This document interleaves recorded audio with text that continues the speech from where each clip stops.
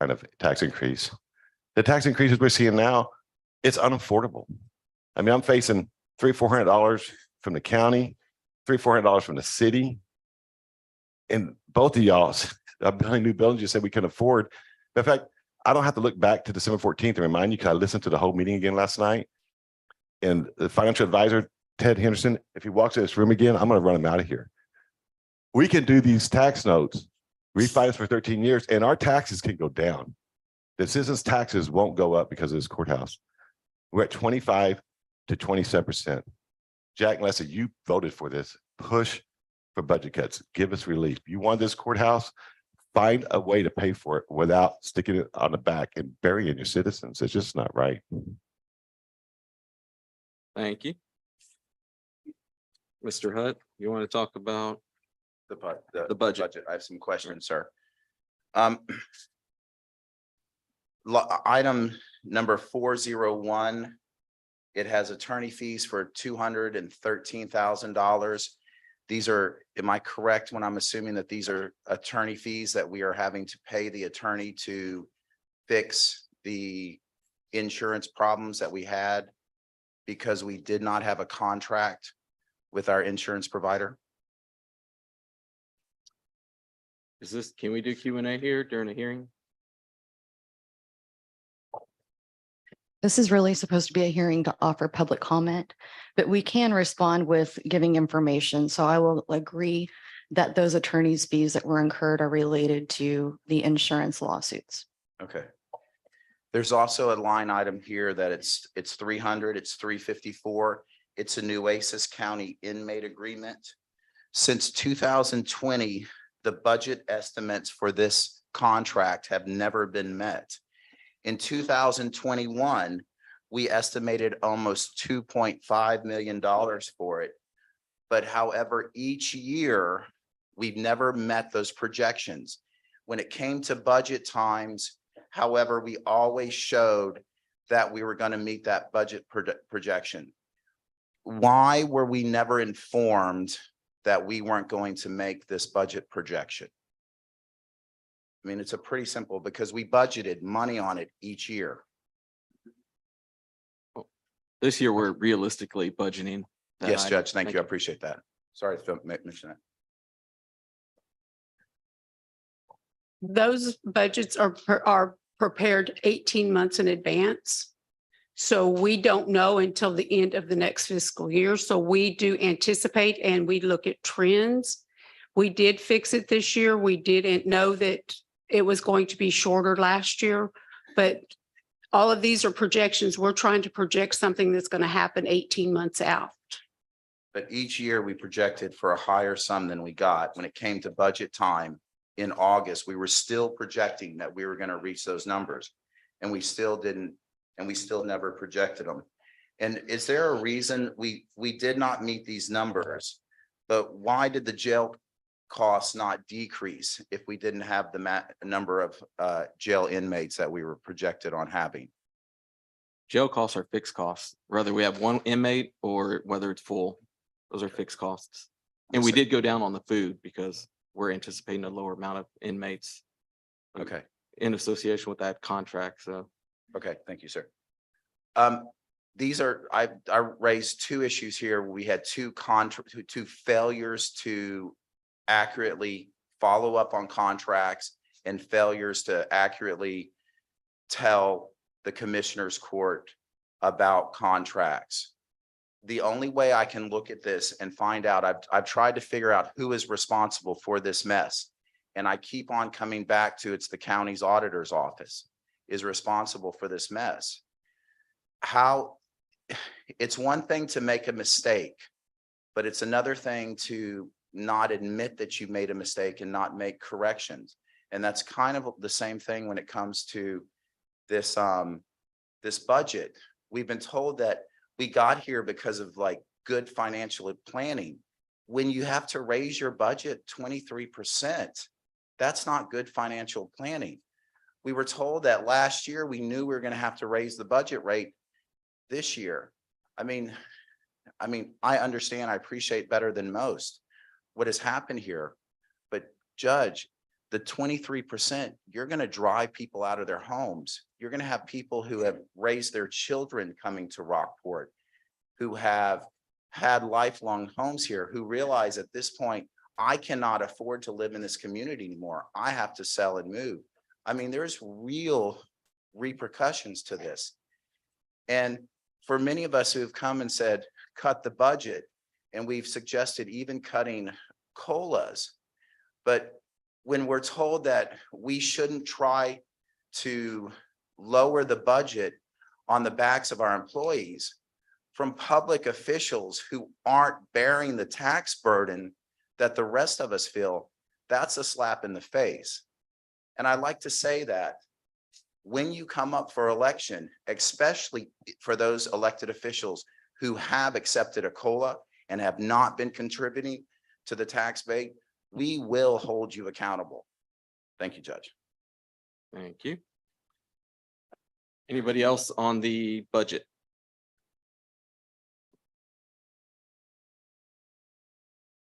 Sir Lowell? Your Honor, members, Lowell Rothschild, 2615 Highway 35 North. I think that what we're going to see is a number of people here for another chance. I know this is a budget hearing, so let me try to tie the two together.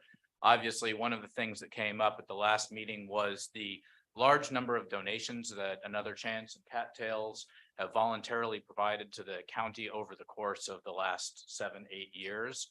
Hundreds of thousands of dollars voluntarily given to the county, provided in both goods and services, infrastructure that has permanently been installed at the animal control facility.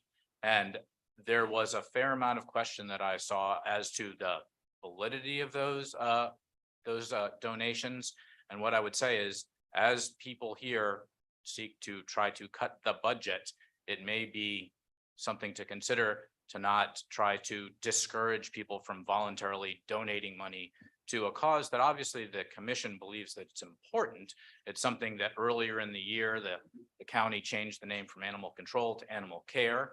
If the commission does indeed want there to be care for animals as opposed to just the control of animals, as the name would suggest, that it's going to need the money to do that. And I don't think it should flippantly suggest that money that has been donated for the last 8 years by not just these organizations, but the hundreds, if not thousands, of local people who have supported those organizations, who have donated those monies, who have given $10 at a time for raffle tickets or $5 at a time for a beer at a Doggone Brewery to support those organizations. All of those people believe that the services that the county suggests are important by changing the name from animal control to animal care are also important. And if you've got organizations that are willing to donate their time and their money for free, it's something that as you look to either not raise the budget more or to lower the budget, it's a set of monies that I think the county should seriously consider embracing rather than shunning. Thank you. Yes. Mr. Heim? Scott Heim, 1901 FM 3036, and I'll keep it brief. Federal government has implemented a program called Internet for All. They're in the process of bringing broadband internet to the Winnebago tribe in Nebraska at the cost of $53,000 per household. And in some cases, the cost of the internet connection exceeds the cost of the house they're bringing it to. There are issues like that that don't make sense, and we can make those cuts. Someone just now mentioned animal care versus animal control. And I saw that the day that it was put into place. There's going to be costs associated with that. And we have to make a decision. Are we willing to pay for pet mediation for people? But if you try and get rid of it, people are going to scream, aren't they? I mean, I know what you're facing. I heard people talk about what came before with the courthouse, with other things in our budget. There's no doubt it's true. That's why people screamed about it at the time. And yet here we are. We still have to deal with the reality on the ground. We are going to have to deal with the sins of the past. And there are certain things that I know you can't do anything but find a way and get it paid for and get it built. We are locked in. We can relitigate the mistakes of the past, and it'll wear us down. It'll beat us to death. If there are things, and I hate to pick on animal care versus animal control, because I know there will be people outraged at that. But there are other things, we can't pay, even though Internet for All sounds like a noble idea, at $53,000 per connection, you can't afford it. And yet they're spending the money. I think there probably are some places, people are going to scream, cut as much as you can, but we can't relitigate the past. We have to deal with this. And I know we've gone into reserves to the point that if we don't replenish them, we're playing roulette with our future if something goes wrong. And I would urge you, make the cuts you can, live with the rest. Maybe people hold you accountable, maybe they don't, but at least we should try and appreciate the fact that if mistakes were made in the past, we can't relitigate that. You're going to have to make that. And even though I don't like the extra money, and I know there are people that are going to hurt from this, I know it's also not realistic to expect you to cut certain things. Everything has gone up in this country. Everything has gone up. And there's no reason we should expect that the cost of government would go down. Make the cuts you can, and we'll have to live with the rest. Thanks. Thank you. Morning, sir. I'm John Lazarati, 102 Boardwalk. Forgive my New Jersey accent. I am a born again person moving here to Texas. I consider myself to be a refugee from another land. I was in government for a long time up there. I am retired. I came here in support of another Chance who I work with. I prefer not to be in this setting anymore. I actually not paying too much attention, but I hear 25% increase, and even I cringe. Because one of the things I ran from was high taxes. And I came down here with everything I own. And I said, you know what? I was a resident of Burlington, New Jersey for 50 years. My family, my mother, my grandkids, they live there. But I'm coming down here and I'm going to bring everything I have, my wife and I. And we have. I volunteer at the fire department. I volunteer with another Chance. I try to stay as active as possible. From my prior position, I understand taxes have to go up. You can't fix a pothole if you don't have money to fix the pothole. And I understand pothole expenses go up. Where I see the problem, and I see it from my experience back home, is what I view to be out of control growth in certain areas in this county. Those areas will directly impact your budget. I see houses here, houses there, the necessity to widen roads, the necessity to expand infrastructure, all of those things. I don't want to take a dime away from the employees because in my mind, they're out there doing their job. And if they live here, they're paying taxes. So go do your job. We give you something to do it. You do it well, you do it respectfully. You'll never hear a complaint from me. The town I lived and worked in failed to see this proper growth and failed to go after commercial ratables that do not impact your bottom line. I hate to use the word because Bob's here, heard me use it in the gym. Warehouses. I know they're ugly, but they don't send kids to school. They pick up their own trash. They have their own fire protection systems. They have their own alarm systems, and they're paying taxes. You have a stretch of 35, it's nothing but woods, and I'm not trying to tear up the woods, but really, what are we looking at here? How much more can you cut the turkey to the bone before you just don't have any more turkey? I mean, I hear cut, and believe me, I'm with all you guys on not wanting to pay more taxes. That's why one of the reasons I moved here. But I think we need to look in the growth direction.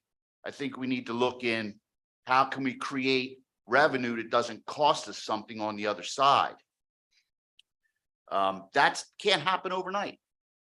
And I'm not saying it's easy work, but every community I've seen in my time that's done well has flipped that balance from putting the tax burden on the residential to tax burden on the commercial. I got a minute, right? Yet, what do I get, 5 minutes? Yes, sir. So You say to me, okay, well, you moved to a tourist town, and when you move to a tourist town that's related to tourism, a lot of the income comes from those types of things. So people move here. A lot of people's homes are second homes here. A lot of people's impact isn't going to be the same because, quite frankly, they'll never feel the impact. Some of those people I know personally. Some of them are my family. You could raise the taxes all day long. My sister bought a house down here. She comes here twice a year. Doesn't matter to her what the taxes are. She's more fortunate than a lot of us. We have those people here. Nothing against them, but they won't feel it. The people that will feel it are the people who are more moderate or lower to moderate people. So I'm getting off track. Anyway, my point was try to balance the growth. The more houses I see go up, the more I cringe because they only bring a need for services. They don't bring anything with them. So thank you. Thank you. Sir, you dropped your sunglasses over there by David Reed.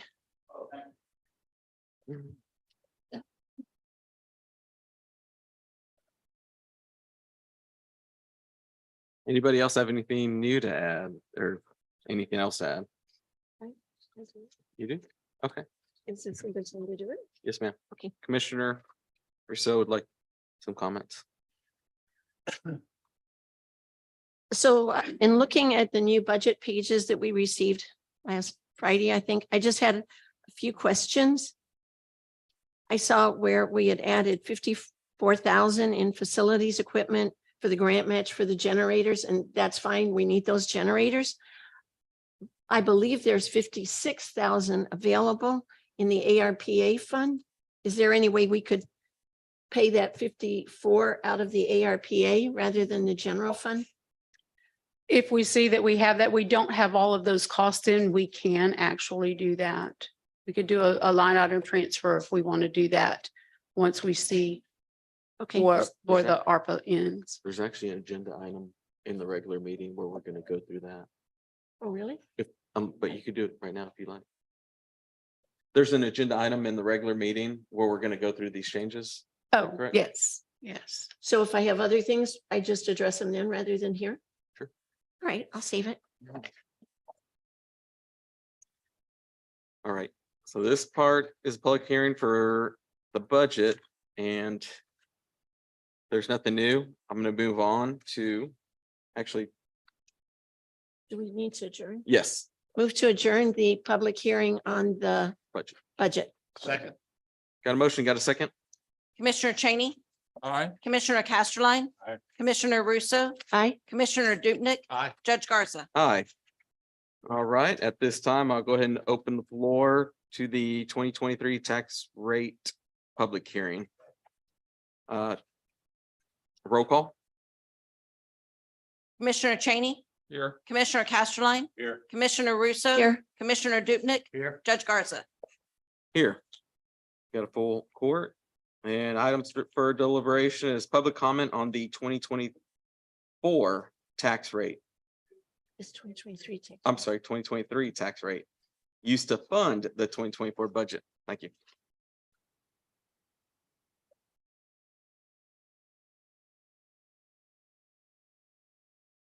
On the tax rate, yes, ma'am. Did you complete a form? Yes, All right. but she did. Yes. Good morning. This is Christy. My name is Christy Rutledge, 1411 Dana Drive. On the tax rate, I just want to say for the public record that the tax rate that's selected is, yes, it's last year's rate strategically. It's also strategically getting as much of the tax increments that were left on the table in the prior 3 years as possible without raising the tax rate. But it does raise tax 23% more tax revenue. It's a significant tax increase. And as an earlier speaker said, on your middle class, and it's going to affect us the most. Your families and your people that have been here for years. And I believe that this tax rate was selected to make up for past tax rates that were passed by Commissioner Court. And I think that's really unfortunate because I've been here at all of your meetings for the budget and for your tax rate. And I know that many recommendations have been made to lower that tax rate. And while there's been some changes in how you allocate your money between fund balances, there's been no cuts to significantly lower that tax rate. In fact, the compromise that was made was just to keep it level at this year's tax rate. I would like to note that the Aransas County Independent School District has passed, I believe, the no new revenue rate. The Navigation District has kept their rate low. And I believe you can too, because I've presented you options to do that. And I just honestly believe that you're going to do what you're going to do, that you've chosen that tax rate because you want to make up more revenue. And it's $3.2 million more revenue that you're gaining on this. And I think that's an inappropriate way to select your tax rate, that it really should be based on what your needs are. And a lot of this information has been given to you that there are things in the budget which build the tax rate that aren't needed, that aren't spent in past years. And I've had a lot of criticism from Commissioner's Court for things that I recommended. And I just want to say that the conferences and dues, I know that you all have some mandates, and those should be things that stay in your budget. But the recommendations that I made to reduce the tax rate were based on conferences and dues that are put into the budget that you are taxing us on for departments that don't go to conferences. For instance, IT, $9,000. They don't go to conferences for years. They may be next year, but they haven't this year, and they didn't the prior 2 or 3 years. Collection services, why do they have an amount for conferences and dues? And why, when we're in a budget deficit, do we increase anything to do with extracurricular things? And so all of those budget line items equal a tax. And it's going to take all of us to make some cuts because we are going to have to make cuts. All right. So what you're doing is going to require cuts on the families here that maybe aren't as fortunate as some that travel here and have luxury vacation or second homes. So I think you're going to do what you're going to do. You've been presented with opportunities. You ran on a tight conservative budget and keeping the tax rate low to keep people in their house. And other testimony today has said that this tax rate will produce the opposite of what you ran on.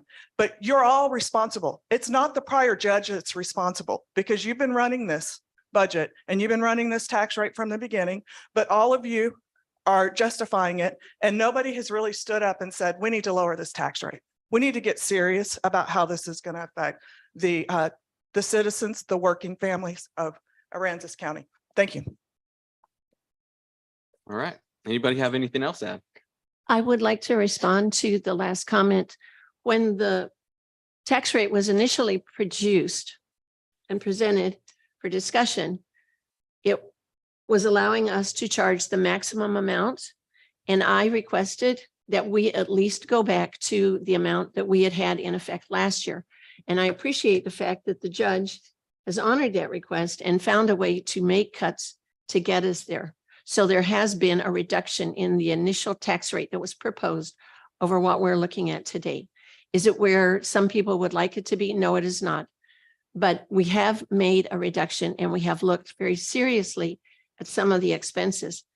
And this court has also seen some expenses, and you refer to insurance, that we have had to cover, and that requires funding. And one of the things, initially we were told that long-term recovery grant writers, that their salaries would be reimbursed by the grants that we received. Well, they were not, at least in the amount that we were given to understand. So in 2023, the county had a $652,000 expense to cover long-term recovery grant expenses. And that was something that initially we were all told would be covered by FEMA and the granting associations.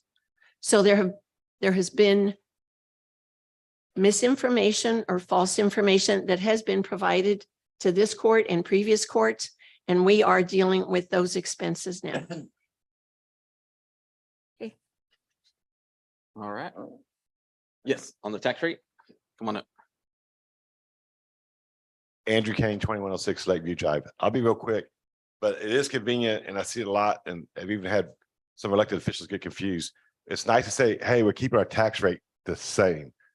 When your property values go up Right. this much money, keeping the tax rate the same is a huge tax increase. So I don't want anyone to think when they hear the city's keeping or the county's keeping the tax rate the same, that it's not a drastic tax increase. We'd have to have a much lower tax rate and still can have a tax increase. So let's not get confused between the calculations of a tax rate being the same as not a huge tax rate Correct. increase. I had some comments, but we'll have opportunity during our regular meeting, you said. Yes, sir. Yes, sir. Come on up. Jerry Cernasek, 2290 North Wilton Beach Road. I'm going to address, this is my second home here, and it's only 500 square feet, so it's not a mansion by any means. So the tax rate affects me dramatically. Plus the appraised value, y'all went up 50% on my appraised value, which is outrageous. So between the two, you're going to force me to probably sell my condo that I've had for 10 years, that I have no say in anything that y'all do with the money because I can't vote here. So the people that do support the community by investing in buildings, we built after Harvey, and it was a struggle. We live in Grapevine, so it's 6.5 hours away.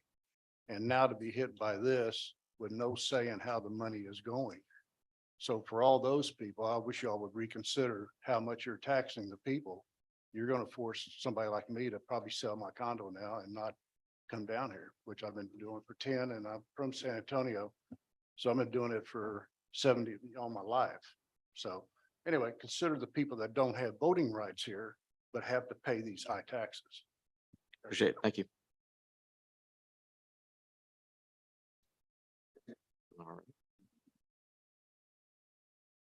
I'm gonna go ahead and close the tax rate public hearing. Do I have a motion? Second, Got a motion? Got a second? Commissioner Cheney, Aye. Commissioner Casterline. Aye. Commissioner Russo, aye. Commissioner Dupnick, Aye. Judge Garza. Aye. We adjourned, and at this time, it's 9:31. We'll go ahead and call the regular. Yes, sir. We're gonna take a 5-minute recess before we start the meeting. I'll go use the restroom.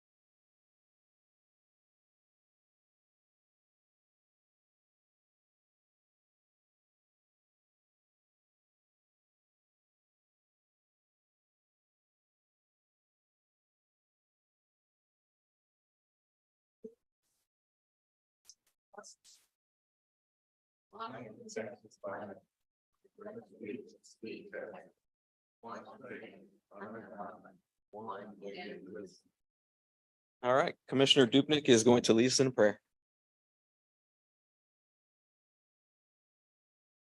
Father, we thank you for this morning. We thank you that we can live in a country where people can come forward and speak about what they wish to see in government. Thank you for all the people who have come today, Father. And also on this day, want to remember that this is 9/11 and remember the lives that were lost on that day, Father. Thankful this morning, Father, that Commissioner Russo is here after her surgery last week and she's able to be here and take part. Father, I ask that you just guide us all in what we need to do. I ask this in Jesus' name, amen. Amen. All right, roll call. Commissioner Cheney, Here. Commissioner Casterline. Here. Commissioner Russo. Here. Commissioner Dupnick. Here. Judge Garza. Here, we've got a quorum. All right, let me go through the citizens be heard. Keith, you want to talk on your item if needed? Okay. Miss Neal, you want to talk during your item or would you like to speak now? Yes, ma'am. Do you want to speak now or wait for your presentation? All right. Debbie Gann, you want to speak now or wait till you're, okay. Jerry, wait. Okay. See, Lowell. Yeah, right. Okay. Christy, would you like to speak now? All right.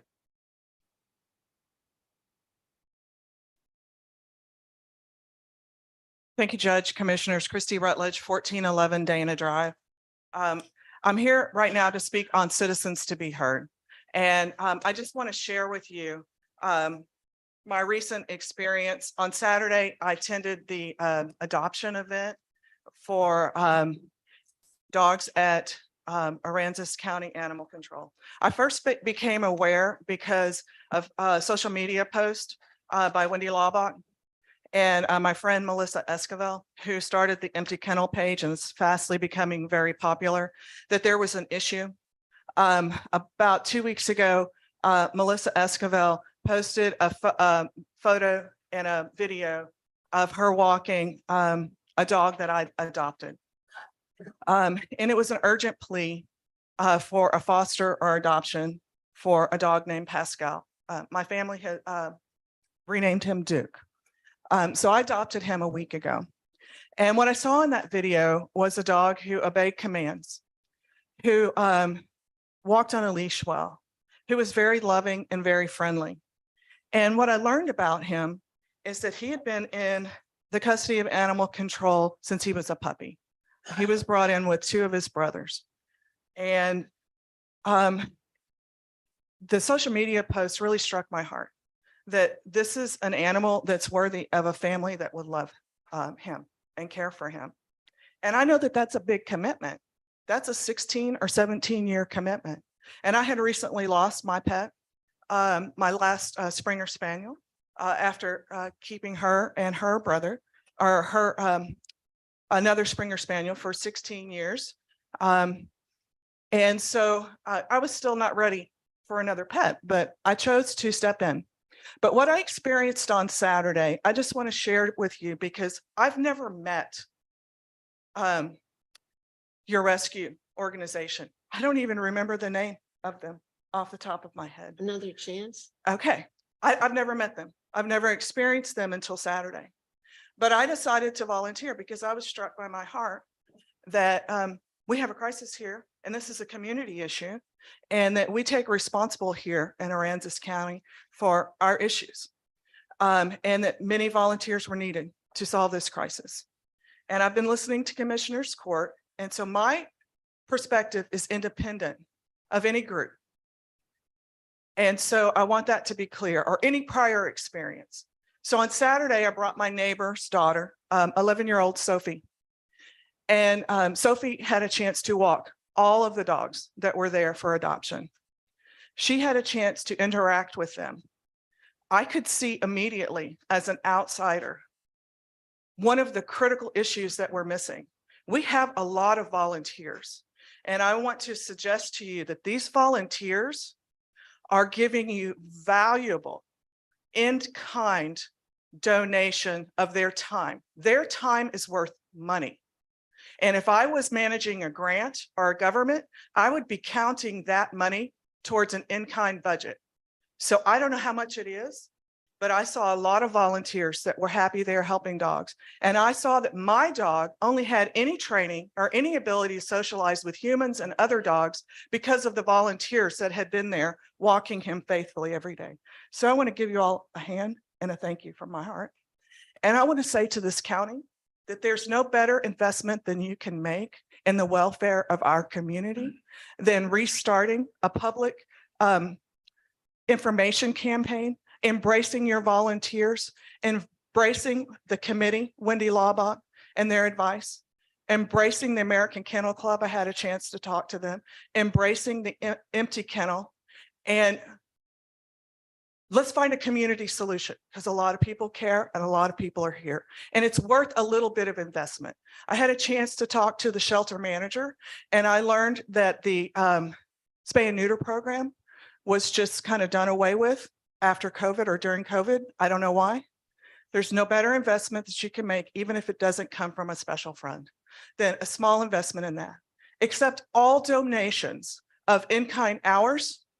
Embrace your volunteers that are coming to the animal control to help relieve the overcrowding, to make these dogs adoptable. Start a social media campaign, embrace that. I took videos of the dogs. I took photos of the dogs. Why did I do that? Because I could see the missing link between adoption and a shelter pet was proper advertisement of their adoption. Thank you. Thank you.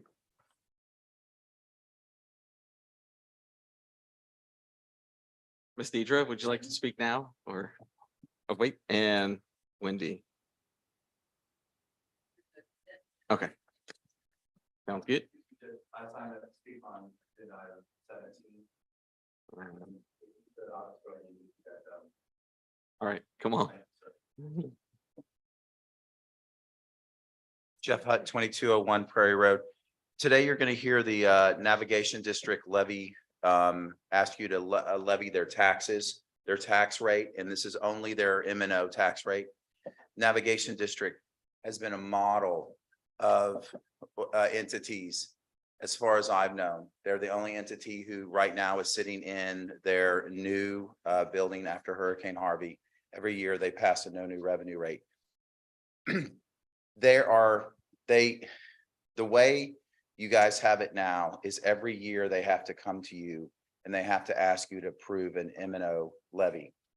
This creates an issue with budgeting, and this creates a problem for the navigation district because their service agreements go out 5-10 years.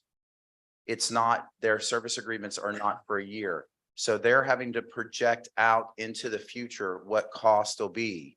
But every year, in reality, they don't know if they're going to be able to receive that tax levy to fund that M&O. What I believe that needs to happen is either we as a community need to pass a resolution and we need to go to the state house in the next legislative session, and we need to ask them to change the law that removes that requirement for a levy, that gives y'all the option to remove the levy if you so choose, but where you don't have to pass it each year, and allow them to operate. Houston is a little bit different than us. Houston approves the levy each year, but in Houston, the Port of Houston's tax levy is included in the county's tax levy, not like us where they're as a single tax levy and it's not a line item. And you know, if the navigation district is not good with their finances, if the navigation district does not do what it's supposed to do, we as the citizens will unelect them. And you can count on us to do that. I just think the system that we have now has caused too much conflict in the past, and for the navigation district to have to come and kowtow to you guys each time and beg that you pass their tax levy, I think is a little bit much to ask. And that's just my personal opinion, but thank you guys. Thank you. Alrighty. I'm gonna do the, I'm gonna move this around. We're gonna do the proclamations first. So we're gonna, do I have a motion for item number 2? I move that we approve proclamation P 11/2023, recognizing September 15th as National POW/MIA Day. Second. Got a motion, got a second. Would you like to read it, Ms. Oaksey? Yes, thank Thank you. you so much. Whereas for more than 200 years from the Battle of the Bulge, Korea to Vietnam, Afghanistan to Iraq, and around the world, American patriots have dared all, risked all, and given all to defend our nation and protect our liberty. And whereas approximately 82,000 soldiers are still unaccounted for from conflicts dating back just to World War II. And whereas the somber black and white POW/MIA flag serves as a reminder of their sacrifice and symbolizes our nation's deep concern for steadfast commitment to those brave Americans and their families. And whereas, however dark and trying the ordeal of our prisoners of war, their sacrifices did indeed serve a grand purpose. Inspired by their bravery in captivity, our nation has been resolute in its defense of liberty. Whereas on each day, whereas each year on National POW/MIA Recognition Day, we acknowledge with special gratitude and profound respect those who paid for our freedom with their own, and we remember with deep sorrow those whose fate has never been resolved. Now and always, we honor their service, valor, and sacrifice. We also continue the righteous work of bringing our heroes home. Whereas on this day of heartache and resolve, let us offer strength to the families still waiting for the return of their loved ones. Let us extend our gratitude to Americans and international partners working tirelessly to bring our missing soldiers home. Let us remember that freedom is never free, that democracy always requires champions, and that we owe an eternal debt to the heroes of our armed forces. Now, therefore, we, the Aransas County Commissioners Court, do hereby proclaim that September 15th, 2023 will be known in Aransas County as National POW/MIA Day. The national organization this year has chosen a theme of, though not here, their sacrifice is not forgotten. All Americans are called upon to join the court in remembering former and current prisoners of war and those still missing in action, who suffered the hardship of enemy captivity. The court also calls upon local governments, schools, and private organizations to observe this day with appropriate ceremonies and activities. In witness whereof, hereunto signed official and affixed the official seal of the Aransas County on the 11th day of September 2023, which shall be signed by the county judge and commissioners court. Thank you. Commissioner Cheney, Aye. Commissioner Casterline, Aye. Commissioner Russo, Aye. Commissioner Dupnick, Aye. Judge Garza. Aye, passes. Do you have a motion for item number 3? Through proclamation P 12/2023, recognizing September 19th as Texas Navy Day. I second them. Got a motion, got a second, and I believe Doctor? Oh. Yeah, Morning, Judge. Good morning, Commissioners. morning. Thank you all for having me. This proclamation. This proclamation is for Texas Navy Day, or Texian Navy Day, since before we joined the United States, we were known as Texans as opposed to, we were Texians before we were known as Texans. This day is actually very special to me. I got my admiralty from Governor Abbott in 2015. That's one of the things that this celebrates. All the admirals around the state, honorary positions that help us preserve the history of our borders and our maritime history. So here is the proclamation. Whereas in January 1836, the first Texas Navy, the official Navy of the Republic of Texas consisted of 4 hastily purchased and minimally equipped schooners, Invincible, Brutus, Independence, and Liberty. And whereas under the command of Commodore Charles Edward Hawkins, the First Texas Navy helped win the Republic of Texas independence by preventing a Mexican blockade off the coast of Texas, seizing ships laden with war supplies destined for Mexico. The Texas Navy was able to confiscate and supply much of the needed material to Texas forces. And whereas by October 1837, all 4 ships had either been lost at sea, sunk by the Mexican Navy, run aground, captured, or sold. And whereas in 1839, Mexico continued refusal to acknowledge the independence of the Republic of Texas, the Texas Congress acquired 6 new vessels to become the Second Texas Navy. And whereas the Texas annexation incorporated the Republic of Texas into the United States, and as a result, in 1846, the Texas Navy merged with the United States Navy. And whereas the story of the hardship and savage fighting of those small fleets of battered ships and intrepid seamen was largely forgotten until the Third Texas Navy was established as a commemorative organization, not a true Navy, but by Governor Price Daniels in 1958. Whereas in 1973, the 63rd Texas legislature passed a resolution that ratified the Texas Navy as an official state organization devoted to preserving the history of the 3 Texas Navies of Texas. And whereas, as directed by Texas Government Code Title 6, Subtitle B, Section 662.052A, the 3rd Saturday in September of each year is Texian Navy Day in remembrance of the Texian Navy. B, the Texian Navy Day shall be regularly observed by appropriate ceremonies and activities. Now, therefore, Aransas County Commissioners Court does hereby proclaim September 16th, 2023 as Texian Navy Day. And as we commemorate, celebrate, educate, honor, and support the Texas men of iron sailing in their ships of wood, approved this day of September 11th. Thanks, sir. Thank you all. All right. Appreciate you. Commissioner Cheney, Aye. Commissioner Casterline, Aye. Commissioner Russo, Aye. Commissioner Dupnick, Aye. Judge Garza. Aye, passes. Now we'll go on to item number 1, a presentation from another Chance RFT. Oh, do we need a motion? Or it's just a presentation? Okay.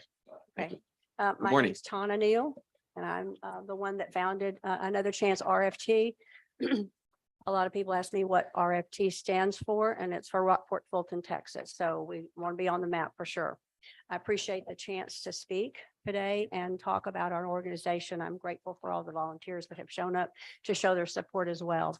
I just want to refresh the memories of everybody briefly about Another Chance and what we actually do.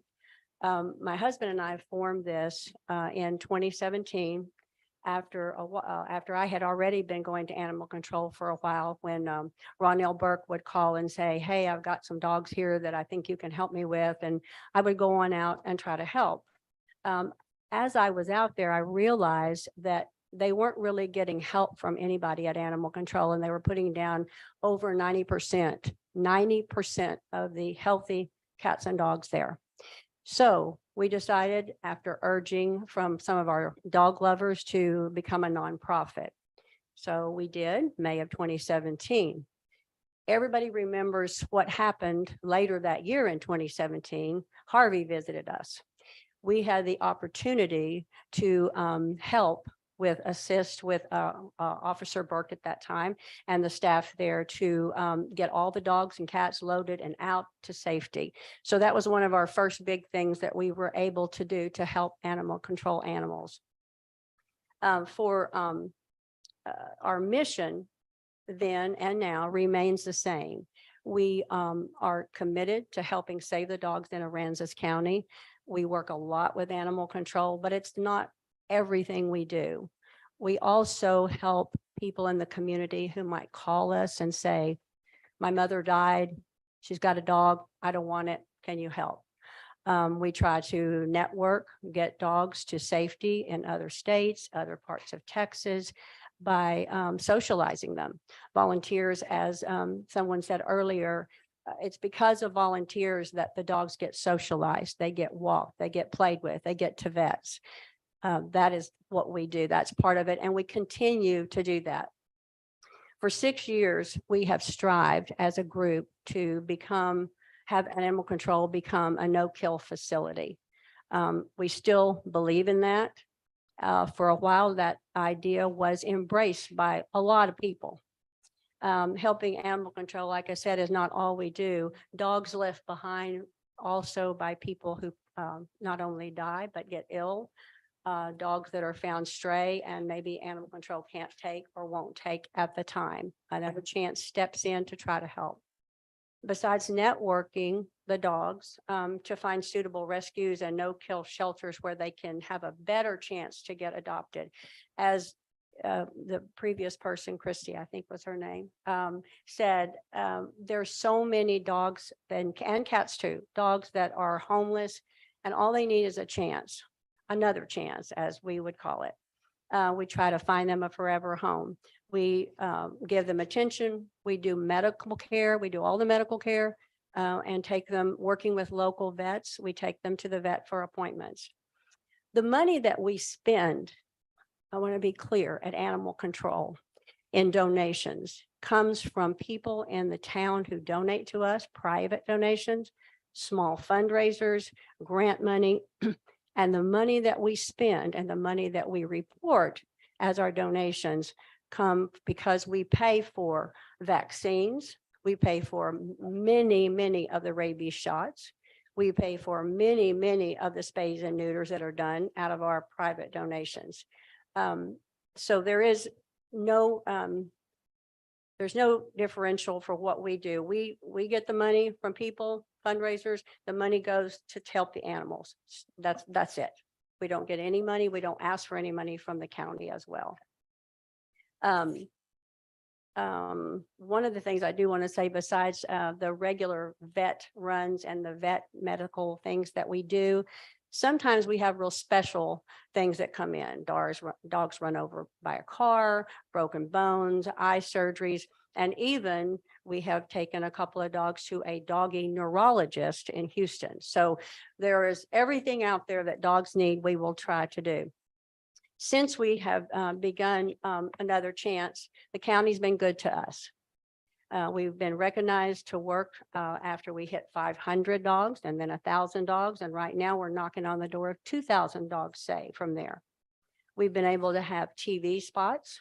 The county has donated 2 old, I think it was sheriff's vans to us to use, and we were very appreciative.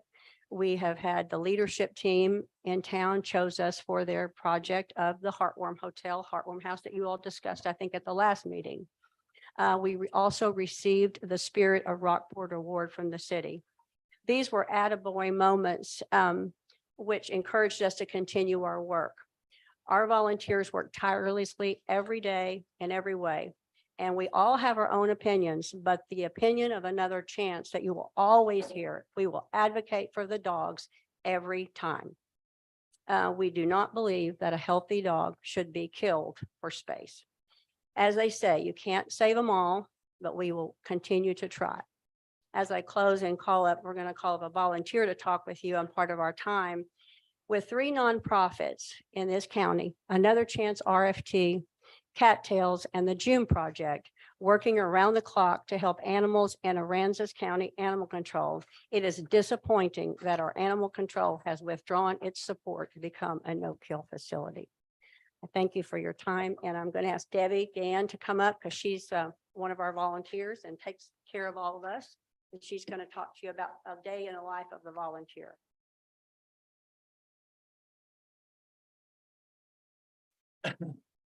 Morning. Morning.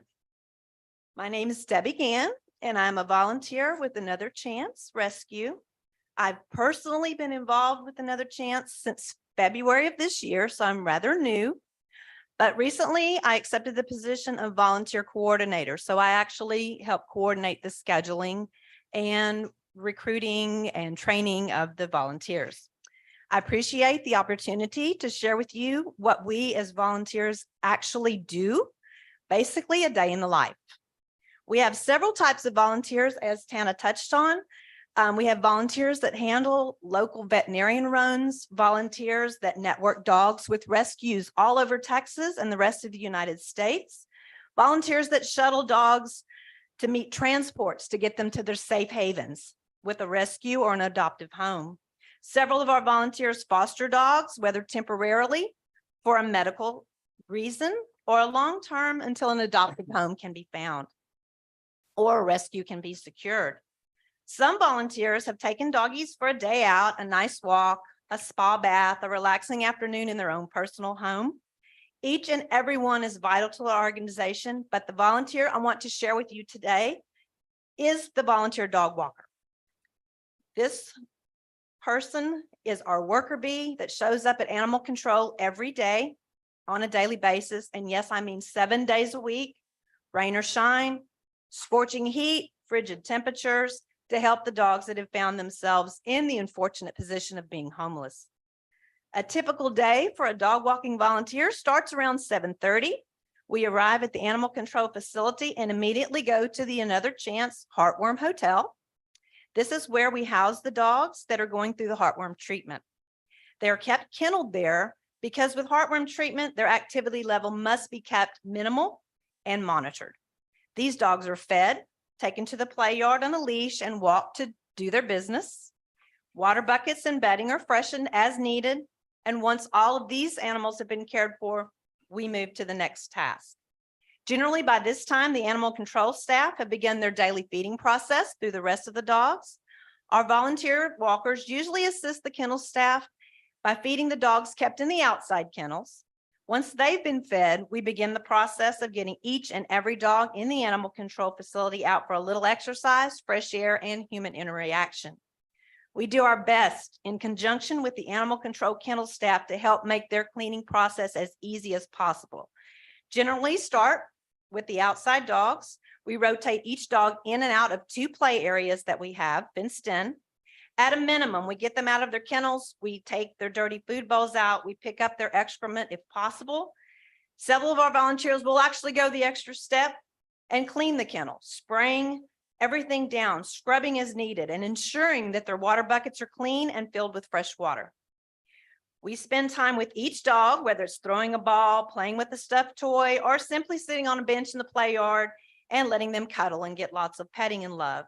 And of course, picking up lots and lots and lots of poop.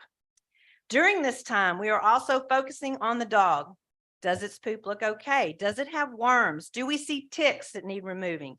Does it have any sores or wounds? Anything we feel needs attention, we report to the animal control staff and to the head of our rescue, Tana Neal, who will see that the dog gets to the vet if needed. After all the outside kennels have been cared for, we begin the rotation of the indoor kennels. By this time, the kennel staff have completed the feeding process and are ready to clean the indoor kennels. We take the dogs outside to the 2 play yards for some exercise and playtime. And of course, their daily inspection, as I mentioned before. We also take the opportunity while they're out to take photos. We take videos. We share them with our networking volunteers who will use them when contracting the various rescues throughout the United States. While taking the dogs in and out, we try to work on leash manners as best possible. Each dog is then placed back in a clean kennel, usually given a cookie for good baby, and on to the next dog kennel. After all indoor dogs have been taken care of, it's back to the Heartworm Hotel for us. Dogs are taken out again for another potty break, fresh air, and loving time. And of course, someone will return at 4 to give them yet another break. Generally, it can be as early as 10:30 or more often than not, it's as late as 11:30 to 12 by the time this whole process is complete. So a hard 3 to 4 hours work for sure. At the end of the day, you are hot, sweaty, dirty, tired, covered in dog poop, with possibly a few new scratches from an excited doggy time. Time's up. Oh, sorry, but your heart is full. You've made a difference today. I would like to personally thank the creation of the Animal Welfare Committee. I believe this committee is bringing a new awareness to our community. Our rescue has received several new dog walking volunteers as a result of the visibility of this community. It is heartwarming to see all the people that truly care about what happens to these animals. The reaction from our community, from monetary donations for spay and neuters to the recent drive for 16 new kennels, as well as the outpouring of volunteers at the recent adoption bench, has been awesome to watch. As volunteer coordinator for Another Chance, I would love to invite you to come out and spend a morning or just a few hours with us. Meet the shelter dogs and see what difference a caring person can make. We will continuously to work tirelessly to save precious lives and give them all another chance. Thank you. Did any other volunteer want to speak? All right, come on up.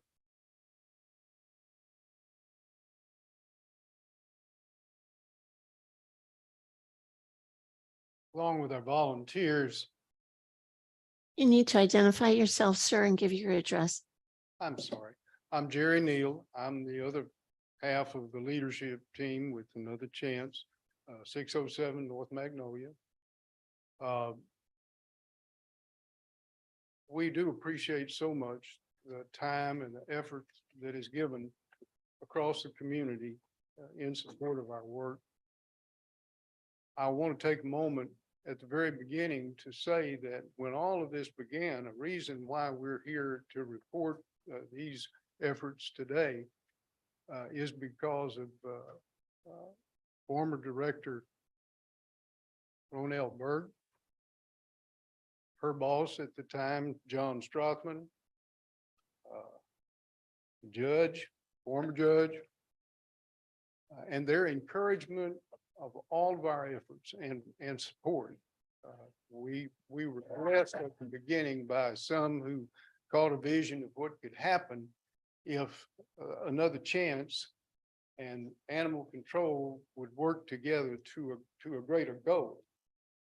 Now, one of the things that we have been pleased to see occur has been a turnover through the years of persons who come in with different levels of involvement and commitment with the animals and grow in those relationships and in their support of what we're doing.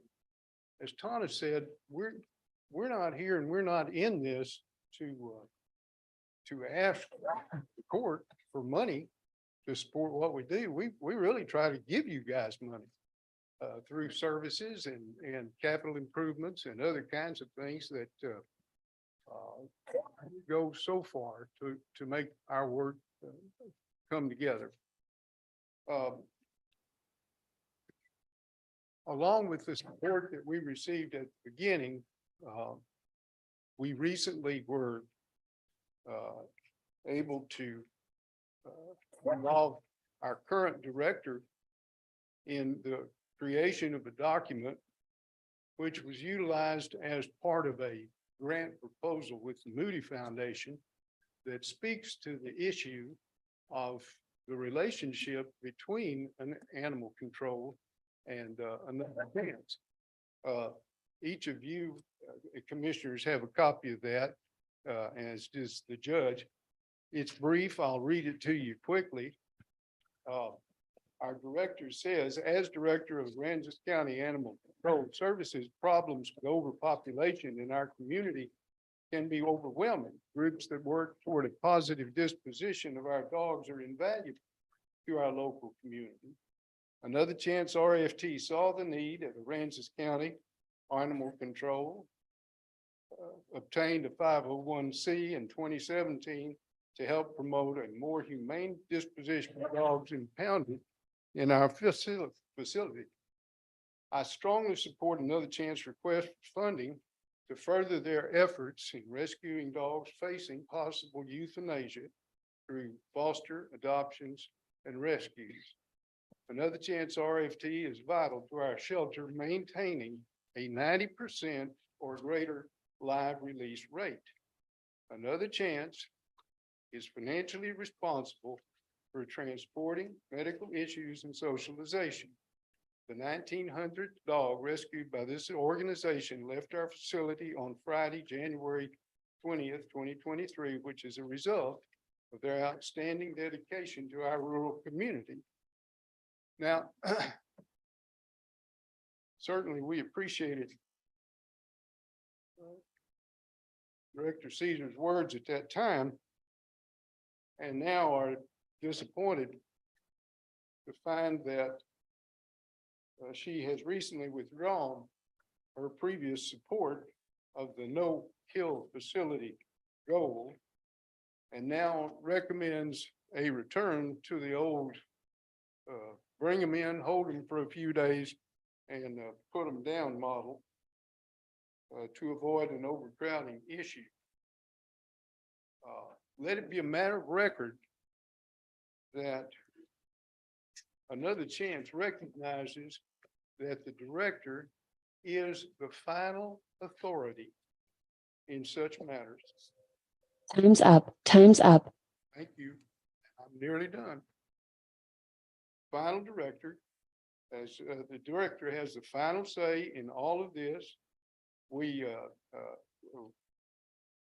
regret her decision to do this and will continue to seek to find ways to work as these circumstances might allow. We thank the court for your time and your attention to our presentation today. All right, thank you. All right. Oh, sorry. Did anybody else want to speak? I know I had some sign up to support, but we are running out of time, and usually what's the rule if you have a lot of people that want to speak on an item? Our commissioners court hasn't done it since I've been here, but one rule that a lot of courts put in place is that if you have a group of people speaking to the same issue, that one representative will be chosen among them to speak on behalf of the group. But here you've only had 3 speakers. So if you wanted to have more speakers, you could choose to do so. Ms. Deidre, would you like to speak?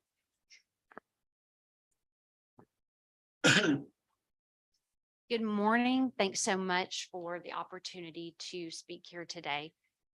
I'm Deidre Sorello, 2615 Highway 35 North. First, I just wanted to start out a little bit about me because folks don't know, who I am or the perspective that I'm coming from. I am a lifelong fiscal conservative. I've spent my entire policy career developing policy and writing laws for a long list of very fiscally conservative lawmakers at the national level. It's something, a principle that I've embraced for over 25 years. So it definitely is the perspective that I come from when we're talking about, tough budget times and tough decisions that we have to make. So that is the premise that I'm operating from. And I want to share that because I think it's important as you begin a policy discussion to make sure that we understand the audience, where the information is coming from, and that we have a really good command of the facts and what's actually happening.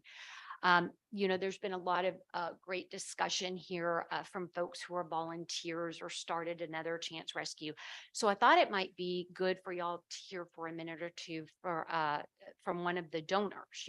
We've heard about a lot of the donors in the community that have given money. And so I'd like to share a little bit of that perspective. We found Another Chance back in 2017, actually going back before Harvey. We started donating and supporting the efforts at animal control a few months prior to Harvey when Ronell was still there. And we had identified on Facebook their good work, how efficiently they were using their money, getting the dogs out, paying for their vaccinations, their spay neuter, any medical attention that needed to be done. And ultimately, they would pay for transport to get them on transports to even go out of state. You know, some of the Aransas County dogs end up as far north as New Jersey, Connecticut. We often see pictures of them, you know, in the snow actually for the first time. And so, so we were very impressed with what they were able to do on a very small budget, and the impact that they were having and how big it was. And so we started donating back in 2017, have raised money for the organization. And like the volunteers, many of the donors come from, they represent so many different walks of life, you know, people who have, maybe they're on a fixed income and they only give $20, or business owners, former, you know, law enforcement officers, educators, former Marines, you know, the list goes on, ministers, business owners. So many people give big and small because they truly do embrace not only the goals, but the fact that they've been able to make such a big impact.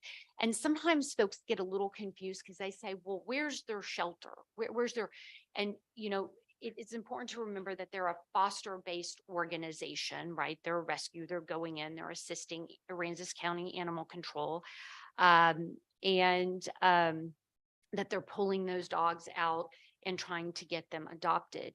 And, you know, one of the things that strikes me as I read the minutes during these conversations is that, you know, it's important to remember that the dogs who end up in animal control, they're not bad dogs, most of them, right? I mean, they're there through no fault of their own. Their owners have gotten sick or cancer, their owner surrenders, they're homeless. I actually ended up foster failing two different Another Chance dogs myself. So, you know, and Another Chance has stepped up over and over and over. A lot of times, for example, a dog will come in, it's been hit by a car. They call up Tana and they say, hey, can you guys come get this dog? They do, and they pay for all the medical. So, so I want to make that point clear, because as we talk about budgets and we talk about being fiscally conservative, you know, that's money that Another Chance is raising from private donors and spending that money appropriately. And as one of those donors, I want to share that perspective as to why so many people have come together over the past 6 years to support that cause. And I want y'all to hear from a donor, and I want you to hear from a donor that has a 25-year record of developing policy, all of which embraces fiscally conservative principles, and they don't have to be mutually exclusive, is what I'm happy to say. And so, so I appreciate the court's time on this and hearing from all of these folks. And I just want to put a face on one of those donors. And thank you for your time and your consideration. And if we can be of any assistance to the county, please don't hesitate to let us know. Thank you for your time. Thank you. Commissioner Rousseau? Yeah. I just would like to add that I adopted a dog about a year ago who was in the care of Another Chance. They had rescued him, or he had been rescued from a situation where there were 25, 26 dogs in one house, no people. And taught him to be around people, to walk on a leash. When I received him, he'd already been treated for heartworm because he was heartworm positive. So I received him, he'd been neutered, and the medication, which medication is pretty expensive. I can tell you, I have 3 dogs now. And I was just amazed with the thoroughness and the consideration of Another Chance in keeping that. And Dobby is doing very well in his new home. Judge? Yes, sir. Yes, sir. I'd like to just say that, first of all, I want to apologize to Another Chance. At our last meeting, we were going to have a discussion, and the intent was for Another Chance to be available to speak. I want to say through a government snafu, that didn't happen, and I should have followed through personally to do that. So I want to apologize for that because your group brings so much to the community. I mean, there's there are, it's been said, there are a lot of animals that should be saved, need to be saved. And that's why I asked the discussion to start, because we have to be realistic in a lot of different ways also. But I just want to thank y'all again for what y'all do. And I want to apologize that y'all weren't part of the first discussion, but I'm glad y'all are here for this second part of the presentation. I'd like to say that, I think what y'all are doing is great, but the other side of what we see up here is we're probably have an all-time high of aggressive dogs on the streets that those people are calling us and we're going looking for them ourselves. And I mean, we had somebody die from a dog attack. And I mean, I get frequent calls, and I think most of the other commissioners are getting the same thing of aggressive dogs on the street, and that's something else we have to deal with. I've lived here, excuse me, I've lived here for like 26 or 27 years now, and we've adopted several animals from the animal care people. We've always found the animals to be healthy and everything, but if you look at the number of people here just for this presentation, you can see the support that we have. I think whenever Ms. Burke was here, it was developing, and she and Mr. Strothman did a wonderful job in doing that. Ms. Burke is no longer here, but certainly still active and everything. I think the Commissioners Court has been a little bit remiss in not taking on this. We've been fighting so many other issues and things that come up that sometimes the volunteers get forgotten. And I apologize for that. We should not have done that. We should not do that from here on. I would suggest that the organization get on the schedule of Commissioners Court at least semi-annual and maybe quarterly, along with the CSR now, and see what we can do, make some plans and goals, everything.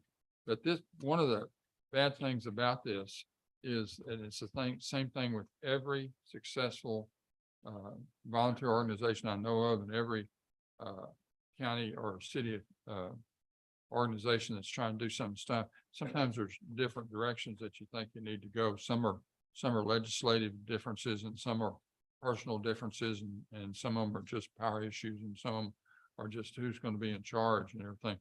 The only thing that I say that needs to be done is that, and I think that Commissioner Dubnik spoke to this, is that we're taking this very seriously.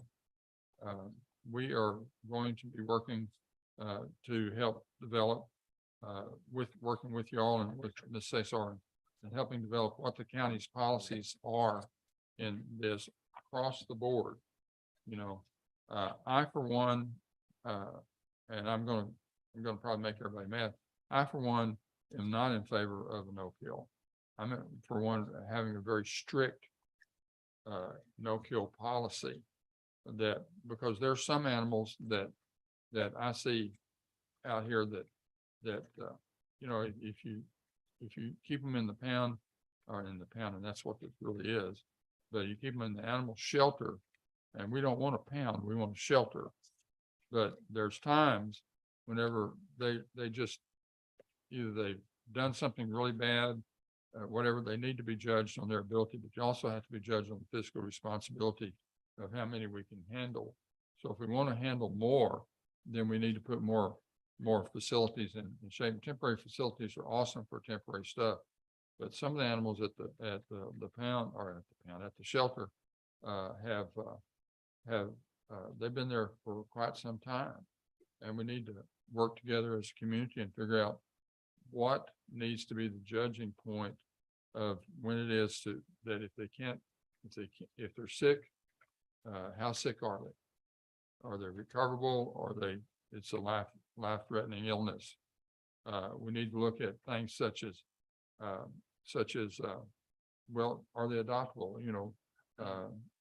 sometimes three-legged dogs are the best pets, you know, so you don't want to just put something down because it has a minor injury or deflection. But we need to look at adult problems with adult decisions in a cooperative manner and everything. But the statement was made that the one that has the ultimate responsibility for the county side of this is the county judge. And so I would certainly recommend that we get on this as soon as we get through this budget issue. This is not something that's going to be fixed one time for all time. It's something we're going to need to visit at least once a year, maybe twice a year if necessary, to see if we need. We're not going to get any smaller, folks. Even with the economy turning as bad as it is, we're not going to get any smaller. And as we progress in this, we're not going to get any less people. You know, the gentleman which was here earlier, they're talking about that we needed to just stop growth. Well, number one, we don't have the authority to do that. And number two, that's not the right thing for the community anyway. So you have more growth, you have more animals.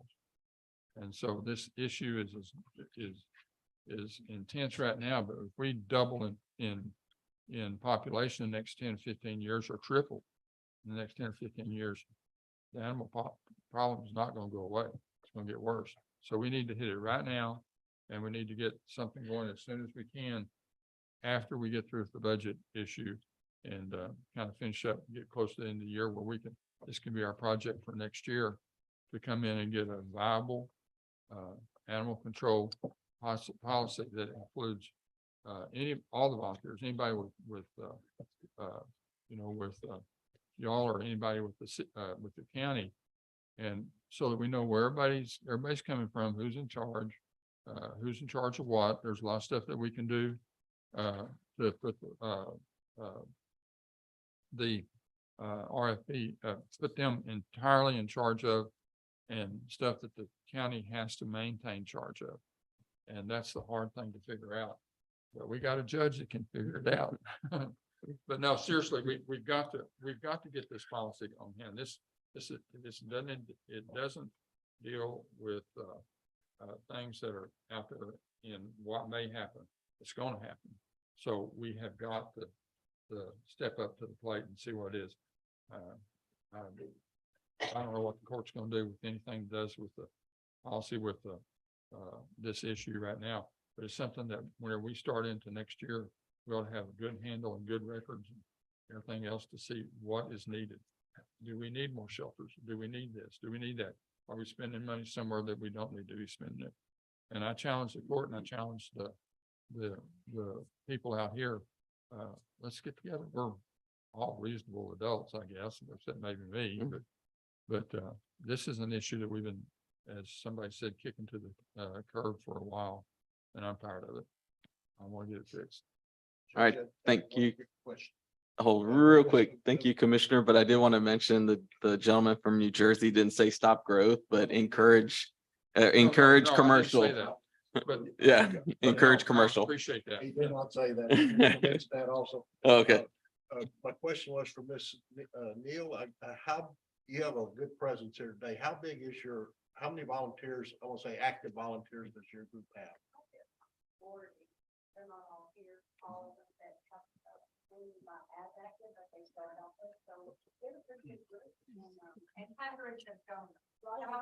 I don't understand. Could you go to Can the mic? Come to the mic, please. Forgot what I was gonna say. Okay.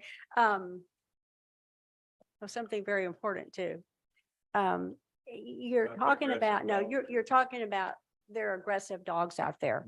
There are. We all know that aggressive dogs are out there. The whole thing with the thing that happened to the gentleman, I don't know where that is. I wouldn't even get into that. We know there are aggressive dogs. We know there are dogs that come in that are very ill. And if we can't take care of them and give them a good life, then obviously the decision needs to be made to put them down. That's euthanasia.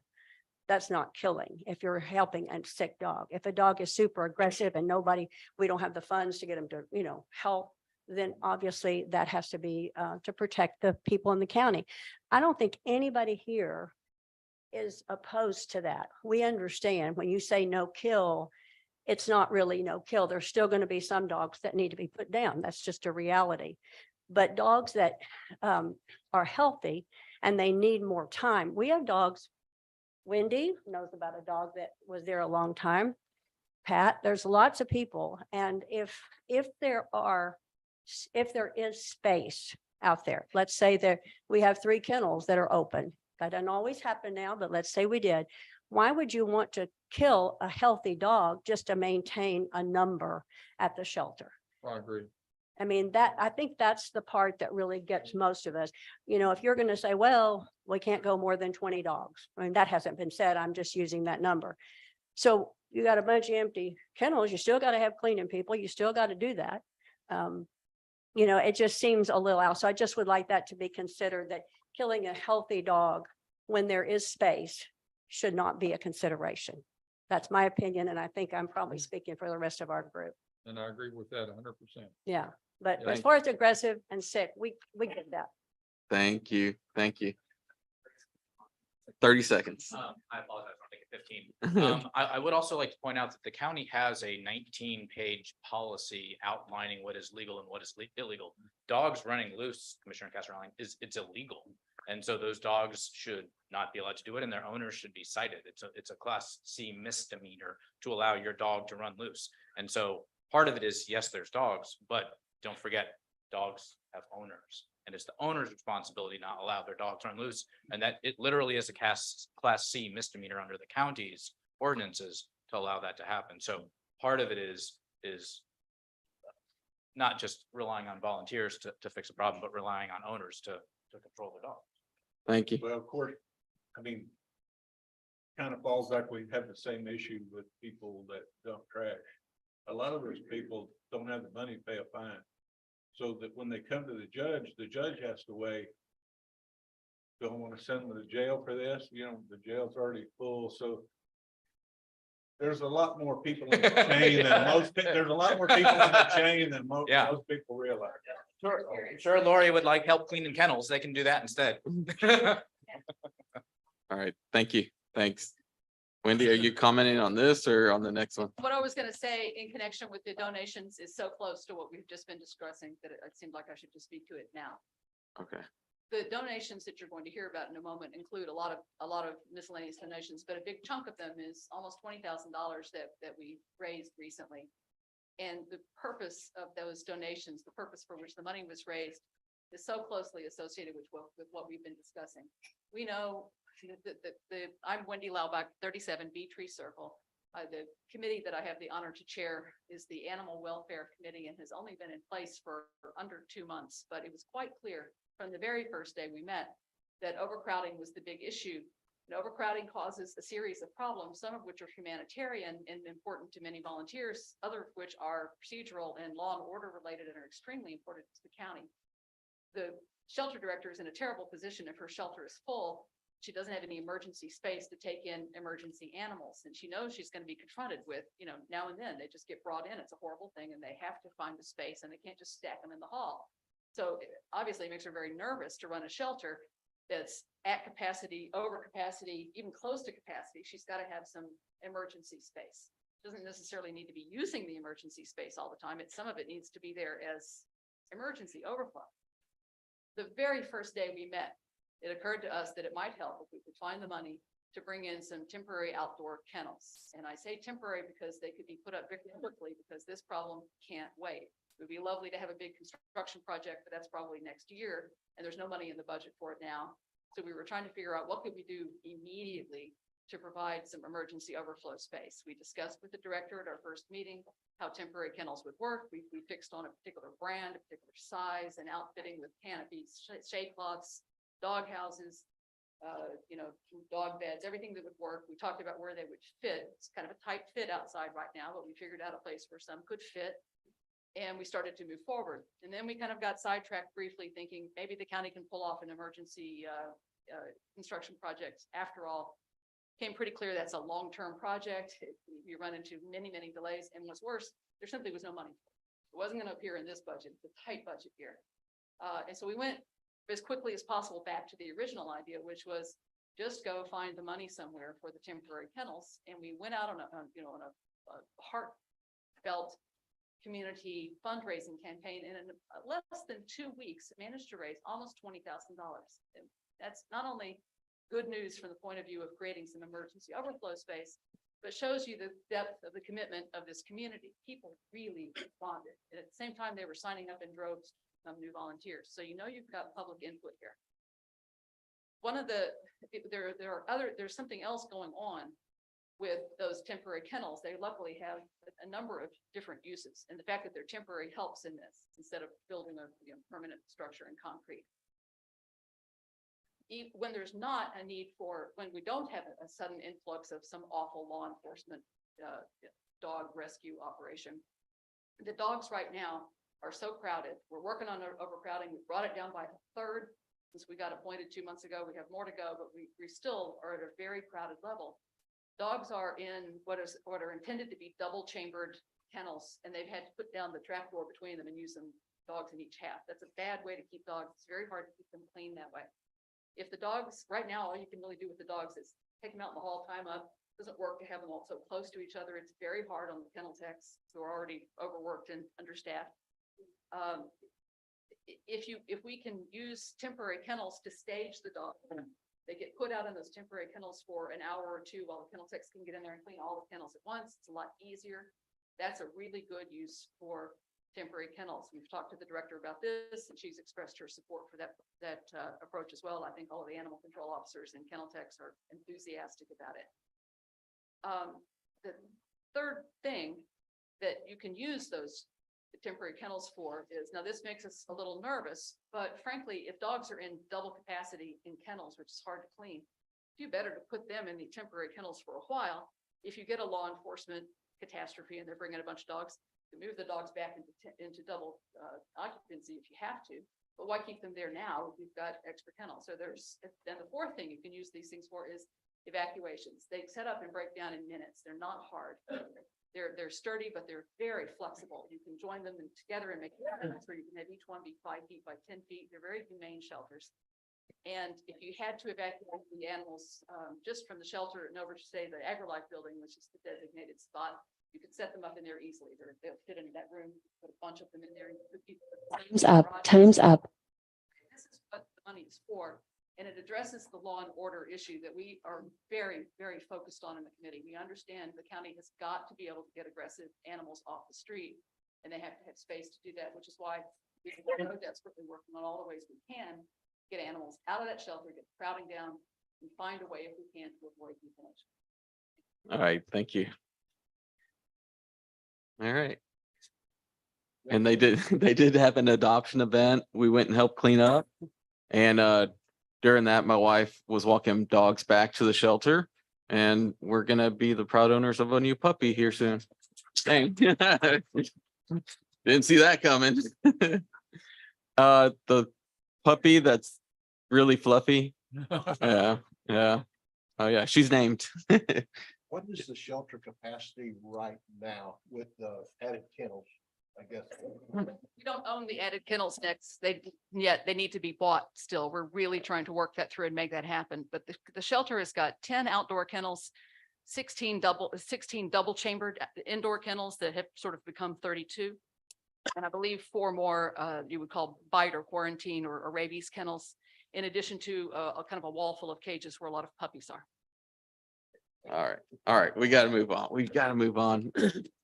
30 seconds, please. Please speak into the mic. Sorry. Another Chance also has 24 dogs in foster care. We are providing full support for that. Feed, medication, anything else that they need in order to maintain those animals safely and humanely while this problem is being addressed. Thank you. Appreciate it. Thank you. All right. I move to approve the consent agenda. Second. All right. We got a motion. We got a second. I'm going to read off all the donations we have. I'm going to acknowledge and accept a donation of a canopy valued at $80 from Builders First Source to Aransas Pathways, for use during Hummerfest. Acknowledge and accept a donation of $75 for cat and dog food from, forgive me if I misspell, Ernie Saleh for Aransas County Animal Care. Acknowledge and accept a donation of puppy supplies valued at $50 from Nora Caton. A donation of $75 for kitten supplies from Karen Small. A donation of puppy supplies valued $100 from Noel Maiska. And the following donations, a total of $15,873 are as follows. $500 from Thomas Shank, $20 from Lori Harrington, $100 from Janet Gammon, $2,000 from E&J Towing Services, $10,000 from the Storage Place, $2,003 from the City by Sea Community, $1,000 from Coastal Bend Waste, and $250 from Gary Nobles. There's no further discussion. Let's go and vote. Commissioner Cheney, Aye. Commissioner Casterline, Aye. Commissioner Russo, Aye. Commissioner Dupnick, Aye. Judge Garza. Aye, passes. Item number 12. Move to approve change order number 4 to the construction contract between Aransas County and KC Lease Service Incorporated, DBA Matagorda Construction and Materials for the Copenhagen Heights project funded through the U.S. Department of Housing and Urban Development Community Development Block Grant Disaster Recovery Program, which grant is administered by the Texas General Land Office as set forth in CDDG DR contract number 2006065 098 C270 to extend the term of the contract to allow an additional 28 calendar days to complete the project. I'll second that. Got a motion, got a second. Mr. Reed. Basically, it's just a change order for asking for more time, 28 days. What's the new end date on this, David? Well, they're asking for 28 days. I'm not sure. It's pretty close. You know, it's the project's doing really well. They're should be finished, well, 28 days. They seem pretty close. So 28 days from now, Probably a little longer than that, but they are by real the end close. of October? Yeah, I would bet so. Thank you. Yeah, they seem pretty close. They have all the roads paved. They haven't done the corners and stuff. But, Yeah. they seem to be pretty close. All right. Don't vote. Commissioner Cheney, Aye. Commissioner Casterline, Aye. Commissioner Russo, Aye. Commissioner Dupnick, Aye. Judge Garza. Aye, passes 5-0. Item number 13. I move to approve Aransas County Indigent Healthcare Report for August 2023. Second. Got a motion, got a second, and we got the birthday girl, Happy birthday. Madam Treasurer. Happy birthday. Happy Thank you. birthday, Alma. The August is the last month for the fiscal year for the indigent healthcare. We spent a total after credits 58,381.97 for the month. The year total expenditures is $617,827. We are at 4% of our gross revenue tax levy, which we budget 8%. So I guess you could honestly say we've spent half of what we budgeted. Any questions? This is based on our tax that we receive for healthcare. And also in this next year, we are planning on using more of that, right, from our budget discussions? What we budget is 8% of our gross revenue tax levy. That is what is budgeted every year. That is what is moved to that fund. Whether we spend it or not is it's spent on an as needed basis as we have expenses. I think what perhaps Commissioner Dupnick is referring to is covered in the next one, that we've used the federal poverty guideline of 21%, and we just recently agreed to move Oh, that to okay. 50%. Right. So there is a possibility or an opportunity that we could go higher since Right. we moved up the guideline. Higher than the 4% this coming year. Oh, we could. All right. Don't vote. Please. Commissioner Cheney, Commissioner Casterline, Aye. Commissioner Russo, Aye. Commissioner Dupnick, Aye. Judge Garza. Aye, passes 5-0. Item number 14. Or was that It's 4-0. 4-0? I'm sorry. Thank you. Item, To approve 2022 to 2023 year of end of year report for Aransas County Healthcare Program. I'll second that. got a motion, got a second? Any other questions? Nope. Commissioner Casterline, Aye. Commissioner Russo, Aye. Commissioner Dupnick, Aye. Judge Garza. Aye, passes 4-0. Item number 15, Move to approve the creation of a new position for licensed chemical dependency counselor in group 15 of the pay schedule to provide services to juveniles in Aransas County in order to comply with the requirements of the Juvenile Justice Truancy Prevention Grant for 2023 to 2024, which has been awarded to Aransas County in the amount of $57,247. Well, I misspoke last time. I was oh, under. we need a second, sorry. Second. Got a motion, got a second. Judge McGinnis, sorry about All right. that. I misspoke last time. I was under the impression that I was going to be able to use this money for the JCM for the LCDC, but they tell me I could not have two in one. I have to have a separate position for the LCDC. So with the grant money they awarded was for a separate position for the 57,247. With step 15 or group 15-1, the budget or the would be 59,402. The grant for the pay would be 56,183, which is going to leave me a difference of 3,219, which can be taken out of the opiates settlement that was already approved that I could use towards the license. All right, and this grant is for 1 year, correct? This is a 1 year that can be continued upon applying for each year. Is it guaranteed that if we reapply, we will get the grant again in the There's no future? guarantee. You just have to reapply with the proper paperwork as needed. Okay, my concern, and I appreciate your addition down there of what the proposed salary would be and how it would be funded partly out of the grant, partly out of the opioid settlement. And I'm fine with doing this as long as we understand that at the end of a year, if that grant's not renewed, we may need to drop this position. We understand that. Okay. We do understand that with the legislations, they have revamped our juvenile programs completely. And the juvenile case managers can only handle 200 per 200 cases per juvenile manager, and we're not even going to meet that with the number of cases that are being filed. So next year, I'll probably be coming again for another JCM position. But currently we have two, correct? Currently, we'll have two positions, which the current JCM is an LCDC, so I plan on moving that her to the LCDC. That's going to leave a position open for the JCM. Okay.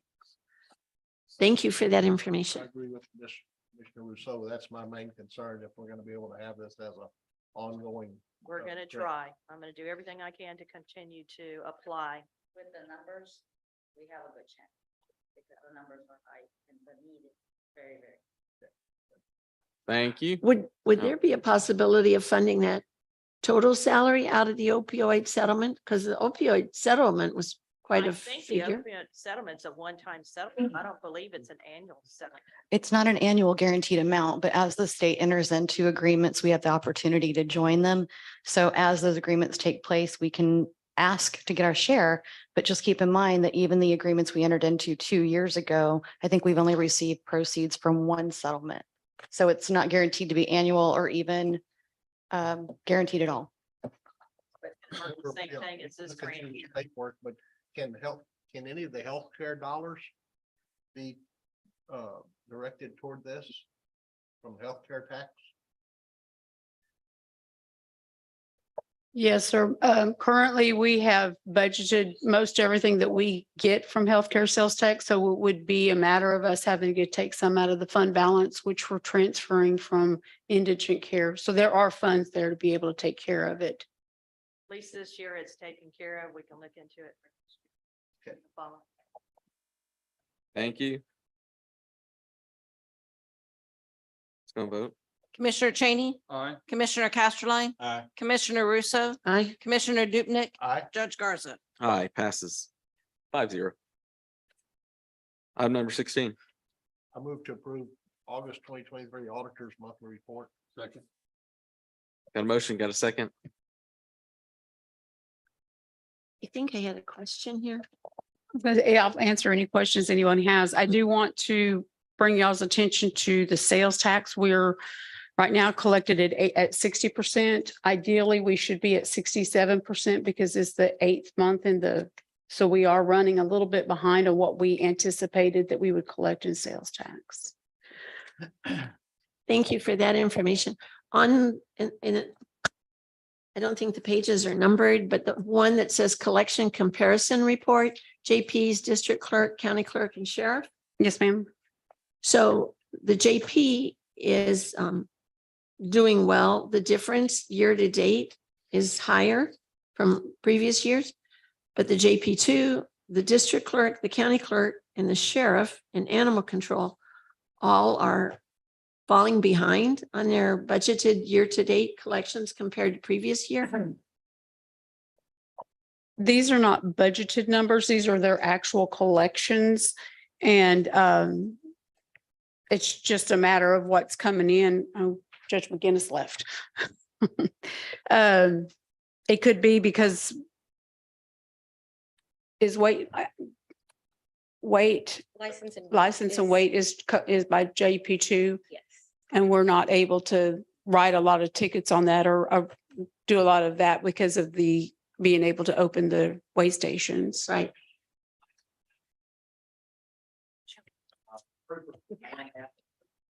Sheriff, can you turn your microphone? The troopers that man the license and weight station here previously have transferred to the Marine Division of Parts or DPS. We do not have a license and weight trooper who's spending any time at all to speak of at all. We have submitted a request through the auditor's office for an AG's opinion about why cities and counties that are in an MOU with Texas Department of Transportation and DPS, why we cannot turn that light on ourselves. May take a legislative change, I don't know, but we pay for the stations. The roads here are our responsibility to maintain. And if troopers are tied up in the valley, then, you know, we've got to have somebody here. We've got an officer who is certified to do it. We just need the permission to turn the lights on. That is down, but I want to make a comment about this report. Actually, Sheriff, that amount under, and I'm assuming L&W is license and weight is up. It's 50,000 to the good. Year to date, yes, ma'am, it is. Okay. He's been a very conscientious, and I'd say pretty aggressive, Ronnie Crisp has, and we did have a trooper that was opening the station up quite a bit, but a month and a half ago, he transferred to the Marine Division. You're going to see that drop significantly. I do want to say this report is flawed in the nature that credit is given to where that check is written. It has nothing to do with who really collected it. I have a lady who writes letters 30 hours a week. My postage, if you look at my line item in my postage, has gone up this year. I'm paying the postage. A large share of that money was collected through the efforts of the lady working in my office, sending out letters on these warrants. But because the check was made out to JP1, JP2, that's where the credit is going. I do keep a separate agenda. I keep a log and I can show where we write letters out, but it's misleading. And I'd rather the report just say, fines and fees collected in county would be a fair way to put that. You're wanting to pit one office against the other and say why their collections are down, and they're really not. It's a combined effort, but we are. I pay a lot of postage to satisfy that, but most of my revenue that comes in on that report is in civil process that gets credited us. We do not get credit for any of the warrants that we collect on. That does always fall under JP. So trying to divide it up is a tough deal for y'all to look at, but I wanted to bring that to your attention. It's been going on for years. I have discussed it with Dupnick, with some of y'all individually, but I would like to see the report retitled in some other way, but I know y'all need numbers but expect the license and weight number to drop unless we get a ruling or something change with DPS as far as the license and weight revenue. Thank you, Sheriff. So what I'm understanding, you said this is not a budgeted amount? No, ma'am, this is just actual collections. These are not comparing it to the budget itself. Okay, so we've collected as of the end of July per this report, over $800,000, and that's not showing up in our budget somewhere? It is showing up in the budget, yes, ma'am, but this report itself does not show it as budget to actual. This report is just showing actuals. And I also wanted to point out at the bottom, we do have a separate item that shows where the SO warrants and what office collected those warrants. So we do have a footnote down at the bottom that says where those are. Okay, thank you. I can speak to the county clerk one, that the majority of our monies come in through filing of land records. With the interest rates and the cost of living going up, home sales have dropped dramatically in this county, and that's where that loss is coming from. The only, when you look at the differences, you're just comparing what was brought in last year. Yes, sir. That's what this report is doing, just comparing the 2 years. Any other questions? All right, let's go and vote. Commissioner Cheney, Aye. Commissioner Casterline, Aye. Commissioner Russo, Aye. Commissioner Dupnick, Aye. Judge Garza. Aye, passes 5-0. Item number 17. I move I'm- to approve the Aransas County Navigation District 2023-2024 tax rate levy of no new revenue rate of 0.034041 per $100 valuation. In parenthesis, they have 0.025471 per $100 for valuation for maintenance and operation, M&O, and 0.00857 per $100 valuation for interest and sinking. I'll second that. And I'll also mention when Jeff Hutt spoke earlier, he kept saying that the tax levy was only for M&O, but it's for M&O and INS. Is that correct, Mr. Barrett? Yes, ma'am, that is correct. It's a combined, we broke that out so you could see where each portion went. I want to thank y'all for the one thing, your website. County needs to get on the ball because your website is outstanding now. And also for the information that your district puts out on there. Well, the website and some of the other updates that we've been making is an improvement. I think it's a little easier to find information and be able to get that information as the citizens would like, and of course yourselves as the court. We're proud this year that we did get to stay at the no new revenue rate, even though that is, as you know, in budget season is a challenge. We go through the same process as you do with plenty of open discussion, budget workshops, and eventual hearings, and then proposed amounts and then adopted amounts. This is the amount that the commission did adopt. Not only with that adoption, we went ahead and signed the MOU with the county for collection. I think what is that? Eric Smith over here has got that new contract. So once it is approved, if you choose to do so, that process is going to be on both sides completed. All right. Keith, Yes. now, this budget is all revenue that you have coming in, or your leases and stuff like that on a separate budget, or? No, that's all inclusive. That's what this Our is. budget has, of course, all of our revenue intact, and that also includes tax revenue. All right. No further discussion. Commissioner Cheney, Aye. Commissioner Casterline, Aye. Commissioner Russo, Aye. Commissioner Dupnick, Aye. Judge Garza. Aye, passes 5-0. Thank you, Judge. and Thank you. Commissioners. Thank you. Item number 18. Move to approve the list of changes to the proposed 2024 budget that the Commissioners Court considered warranted by law and required by the interest of the tax. Second. Got a motion, got a second. All right, Commissioner, so this is, we can talk about these changes. Okay. So I had a, Go ahead. well, thank you for the list of the changes that you had given us for the budget.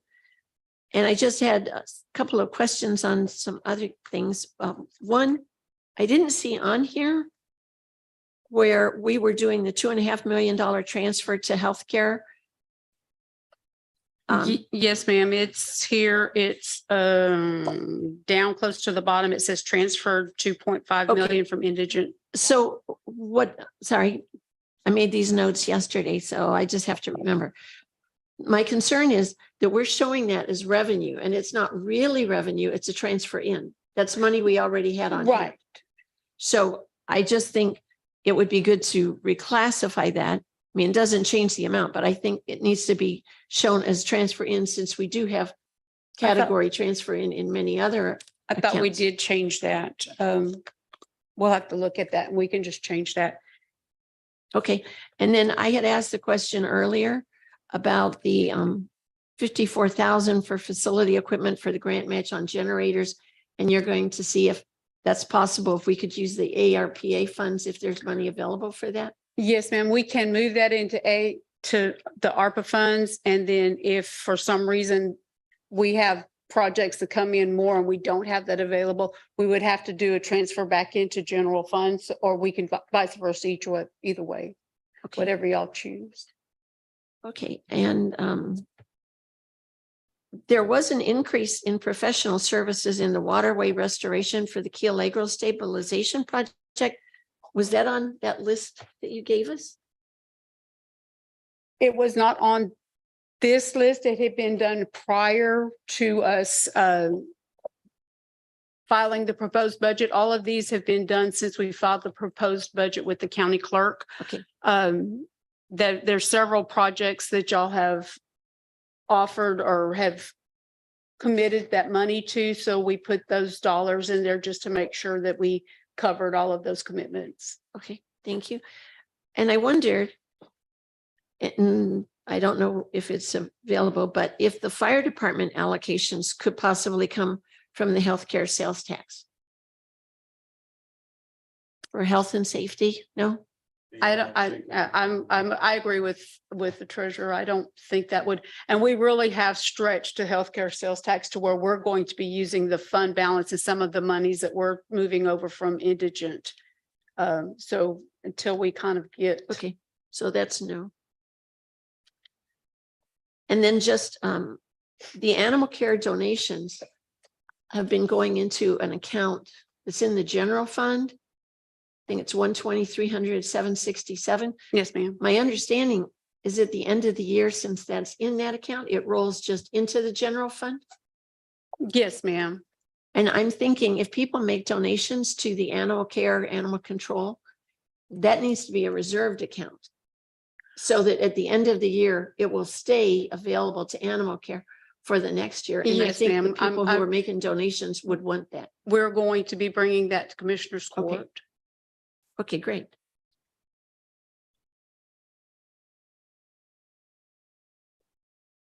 All right.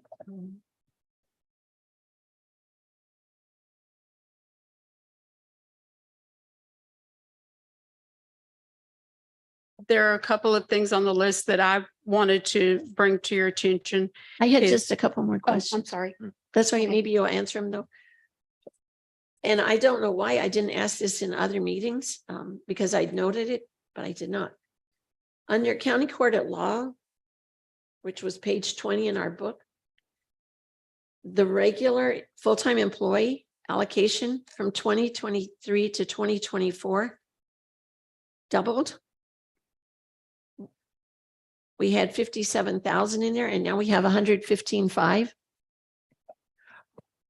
Did County we court add at an law? employee to the county court at law? No, ma'am. We did, actually, that's where the full-time bailiff that was Oh. added from the sheriff's office. Okay, Because the yes. majority of the funding is going to come out of the county court at law budget. All right, thank you for that. Thank you. That one.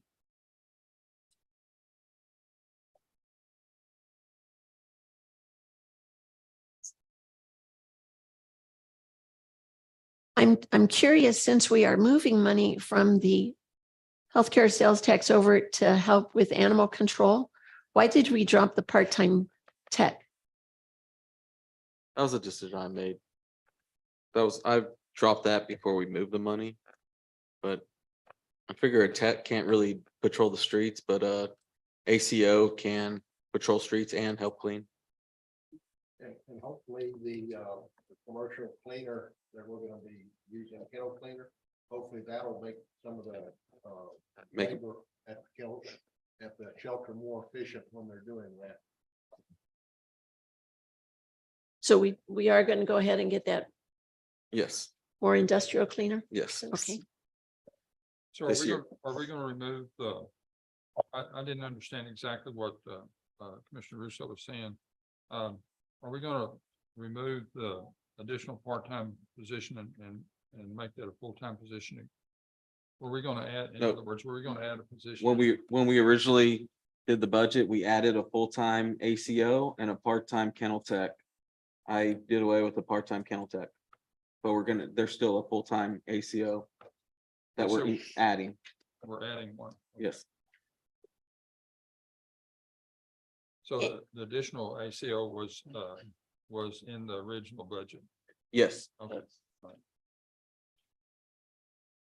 And in the waterway restoration, the $250,000 professional services, do we know what that's going to be used for?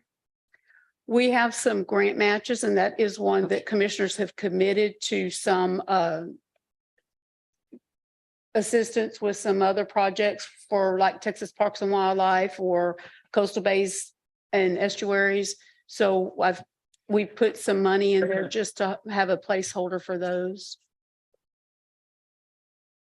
And that is a special revenue fund. It is not tax-based. It is Right. from our. It's the Go Mesa, you Yes, said. ma'am. All right, that's it. Thank you. Mhm. I did also want to remind y'all, this does include using the last year's tax rate of 0.358411 per hundred. It includes a one-step increase for all employees and department heads. We did remove the 2% COLA for everyone, but this does include a 2% COLA for elected officials who choose to take the COLA. And the other things that we had talked about, this does include an increase in non-departmental professional services of $20,000 that the judge had asked us to put in. And there again, the $24,000 for those facilities, but we can move that to ARPA if that's what y'all choose to do. If there's still money left. Yes. Judge, for clarification, that one step increase available to employees, that's based on. Merit. Yes, it is a merit increase. Merit base, yes, sir. Merit based. Quick question. The Bayshore Drive, where there's gonna do additional work, the Bayshore stabilization, the one on Key Allegro, we did put in money for that, right? We do have some of that in the waterway restoration is Okay. that we don't have any idea what that's going to come out to yet, but that. Yes, Okay. sir. Thank you. And I would also like to request that we publish the final salaries of the elected officials, showing which ones accepted the 2% COLA and which ones did not. Yes, ma'am. We can do that. Thank you.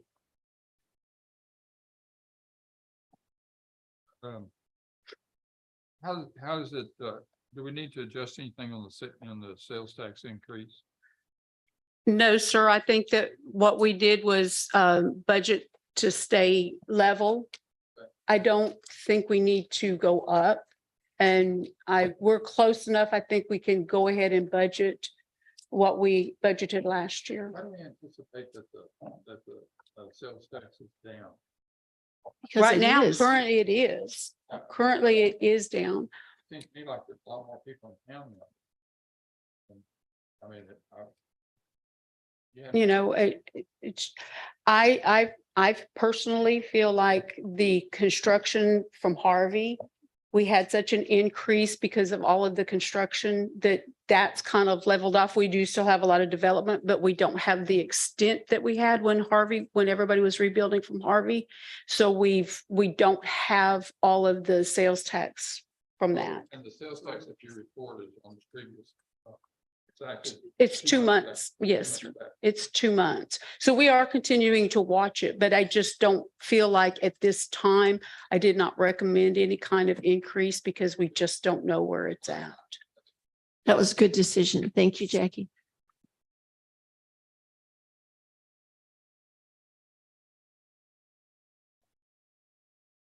All right. Is this a? All right. No further questions. Let's go and vote. Commissioner Cheney, Aye. Commissioner Casterline. Aye. Commissioner Russo, Aye. Commissioner Dupnick, Aye. Judge Garza. Aye, passes 5-0. Item number 19. I move to approve adopting the 2024 budget. This budget will raise more total property taxes than last year's budget by an amount of $3,212,023, which is a 23.20% increase from last year's budget. The property tax revenue to be raised from new property tax added to the tax roll this year is $528,000.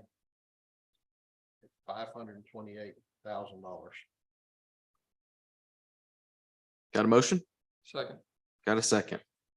All right, this is where we actually adopt the budget, huh? Yes, Tax sir. rate. Isn't this just a tax rate? I'd like No, this is the budget. This is the budget. Okay. to make a comment if I could. Yes, So please. Mike, Yeah, is your, more than Mike, please. There's a lot of truth in what's been said by the speakers that have come up here. About, I know this does put a burden on a lot of the citizens of our community. And but we need to really think back how we got here. I think one of the things is and not faulting it in the prior courts or in the prior years, but one of the things is the court made an effort to keep the taxes as very low, and in some cases where it wasn't sustainable. If you're a business, you don't operate a business at a loss. And we've done that. Well, this year we got to where we had a $3 million deficit in our budget needs at the start of the year. And through the judge's leadership and the work of department heads, we've worked to do it. But operating in this year's budget, we are still ending up, I think, at the end of the year, we'll still be $1.5 to $2 million over what we budgeted for. So as a court, as county staff has worked at it, we're there have been cuts and we do have an increase, but as was mentioned earlier by several people, our expenses have gone up, considerably, just like they have for everybody else. And we have a responsibility to maintain a fiscally secure county. And with the cuts we've made, people keep saying we're over budget. We've budgeted more than we need to budget. We're still going to be at the end of 2024 in a little, maybe $500,000 over budget. And I'm sure there'll be cuts coming along. There's things coming with the new courthouse also. So there's a lot we don't know yet, but we've made an effort and, to keep, the court has made an effort in past years, to keep taxes low, but you cannot continue to do that. When it's all said and done at the end of 2024, if we're responsible like we hope to be, we'll feed 500,000, into our revenue balance. But by the same token, we'll be sitting at right around $6 million. And that's probably the base amount we need to recover from a storm. So that's one of the things, one reason I'd like to approve this budget as set with the tax rate, because we do need to maintain a health reserve in case we do have a major event. So that's what I had to say. Thank you. I do have something. So I wanted to point out our expenditures, and this is from our budget. Between 2021 and 2022, we went up a little less than $1 million. I'm sorry, let's go back to 2020, 2021. We went up almost $3 million expenditures. 21, 22, almost 1 million, 22 to 23, almost 3 million. And I believe the last 3 years, we had 2 years of no revenue rate. And then this year, no revenue rate plus a penny. We increased our expenditures, but we know they never increased our revenues. This is the year to catch up. I know it's a hard number to swallow, 23%, but a conservative budget isn't only going as low as you can, but it's being responsible. I think we've cut a lot of fat, and you know, I was eating a cheap steak this weekend, and I don't like fat, cutting off all the fat. And while I'm cutting it off, you know, I cut off some of the good stuff too. And you know, I realize you can only cut off so much fat, then you're going to start cutting off some of the good stuff. Some of the stuff you pay for, and then that's a loss. But you know, I was really thinking about next year, like a county challenge, be like the most healthy challenge, do the most steps. I don't know, wanted to do something. But because of this budget, because of the downfall we're at, I was thinking this morning, maybe we could find what challenge the county, challenge the elected officials and the department heads, find ways to cut more waste, be innovative, and talk to your people, ask them if they have ideas, reward and recognize. So basically cut more, be innovative, reward and recognize. And we're going to focus on that next year. But I think this is the best as we're going to get it with being responsible with our finances. Well, the only problem I see with this budget is we were not able to give raises that we should have been able to had we not had the storm, because our people out there, you know, a lot of people that are coming up and complaining about, or not complaining, excuse me, expressing their opinion about us being flippant with our budget expenditures. There's not anybody working for the county that's making a lot of money, and it takes a lot of training and stuff for the employees to do it. They have a lot of responsibility and a lot of exposure, and I wish we could have given them all a raise. I really do. And with that, I just want to say this budget is a budget based on the best things that we can do to know what's coming up. I mean, in 2016, we didn't think we were going to face a 2017 hurricane, but we did. You know, we didn't think we were going to face, you know, 22 to 26 inches of rain in a very short time, and we did. And our people stepped up and towed the line and got it done, and we're far better off than a lot of other counties that were in the same situation and different types of emergencies. But I really truly wish we could have given the employees a good raise, and that's what I'm looking for next year. I'm looking to cut as much as we can, keep a good management. But Commissioner Dubnik is correct. You know, if you keep cutting your employees or not bringing them up to the cost of living, and or at least somewhere near it, you're going to lose them. And will we be as good off next time we have a problem as what we do now? And the budget is something we've really got to look at and everything, but we have got to start bringing our employees up to something that's a little bit more manageable. And I realize that we're not a business, but we are an employer, and our employees are held to sometimes a larger standard than a lot of other employers that are making money. We're not here to make money, but we're not here to balance the budget on the backs of the employees. I think it's a good budget. Judge, I'd like one. Yes, sir. Less sense if you allow me to.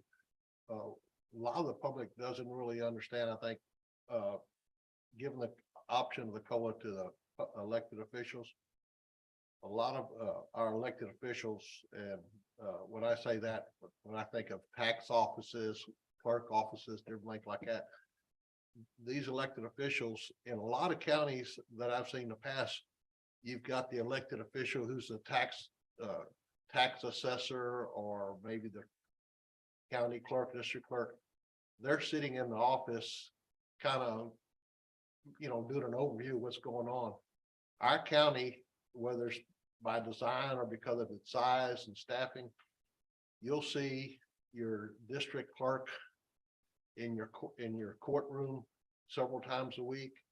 You see your tax assessor out there on the front desk some days filling in.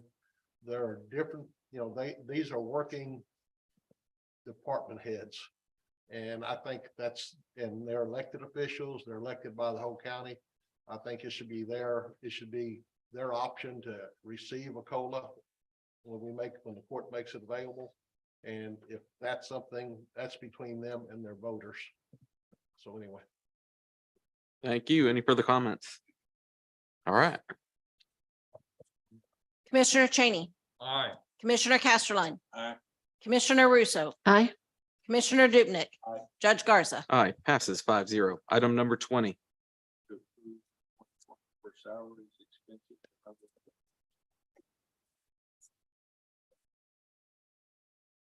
I have a question on the agenda item. The background states there is no increase budgeted for elected officials in the 2024 budget. Is there not a 2% COLA budgeted? Yes, ma'am. I must have overlooked that. I'm sorry. I thought we added it when I went. We did. It's in the budget. It's the background information that I put in for the memo, and I mistakenly put 0 instead of the 2%. Okay. But it is in the budget because I. Yes, sir, it is in typed the it right budget. Okay. What do we? Commissioner Cheney, Aye. Commissioner Casterline, Commissioner Russo, Against? Commissioner Dubnik, Aye. Judge Garza. Aye, passes 4-0. 4-1. 4-1, sorry. 4-1, thank you. Item number 21. I move to approve the adoption of Resolution R 24-2023, a resolution for the 2023 tax roll, levy, and rate. The total tax rate to be levied for the county of Aransas for the tax year 2023 be and is hereby set at 0.358411 per $100 valuation, with an assessment ratio of 100% to be assessed and collected by the tax assessor collector for Aransas County as follows. A, 0.269534 cents per $100 valuation for the purpose of the county ad valorem maintenance and operations fund. B, 0.039815 cents per $100 valuation for the purpose of the county ad valorem interest and sinking fund. C, 0.042572 cents per $100 valuation for the purpose of the county farm to market / flood control maintenance and operations, with the resulting levy being split on a percentage basis, 79.11% designated for county's road and bridge maintenance and operations fund, and 20.89% designated for the flood control maintenance and operations fund.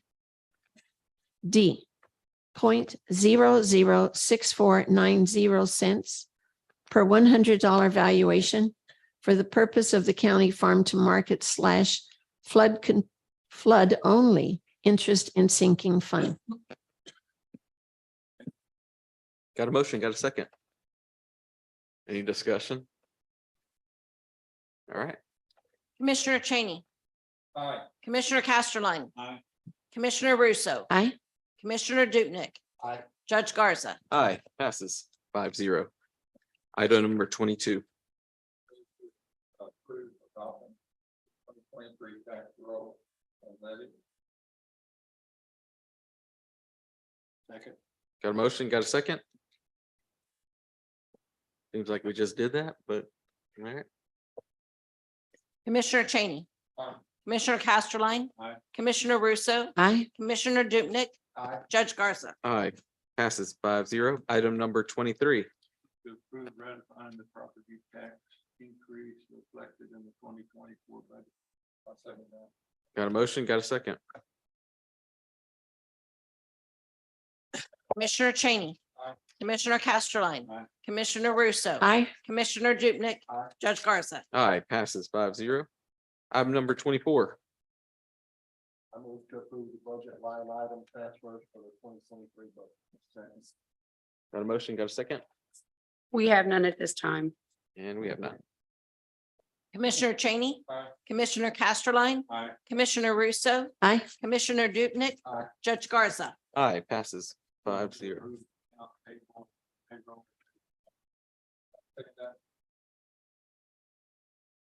Got a motion, got a second? They are normal. I do have a few that I wanted to point out to commissioners. Okay. Looking for the first one here.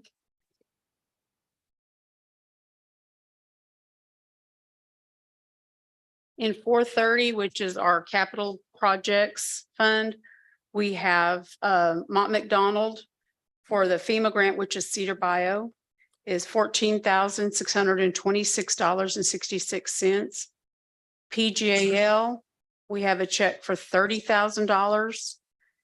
This is for the courthouse. Mont McDonald, we have a check, and this is for the Little Bay project of $938. We also have for the street projects under the 730, under the GLO street projects, Mont McDonald has a check for $97,675.10. This is for multiple projects. KC Lease has a check for $24,523.68, and this is the Copano Heights project. The Grant Connection, and this is our Base Shore TCEQ Restore Act grant, has a $13,255.46.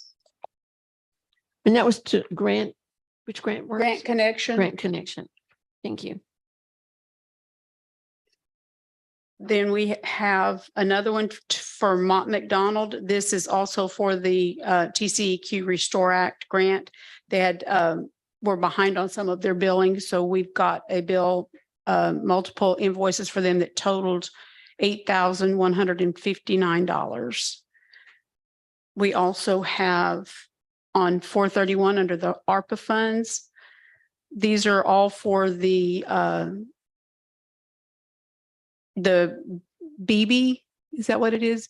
Road, the improvements, the drainage improvements, and it's, but Builders First Source for $97.86, and then Rinker Materials, which is pipe, for $22,409.60.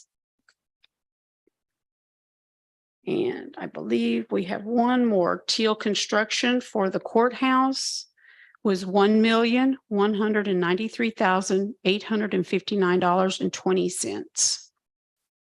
And if there's any other questions, I'd be happy to answer them.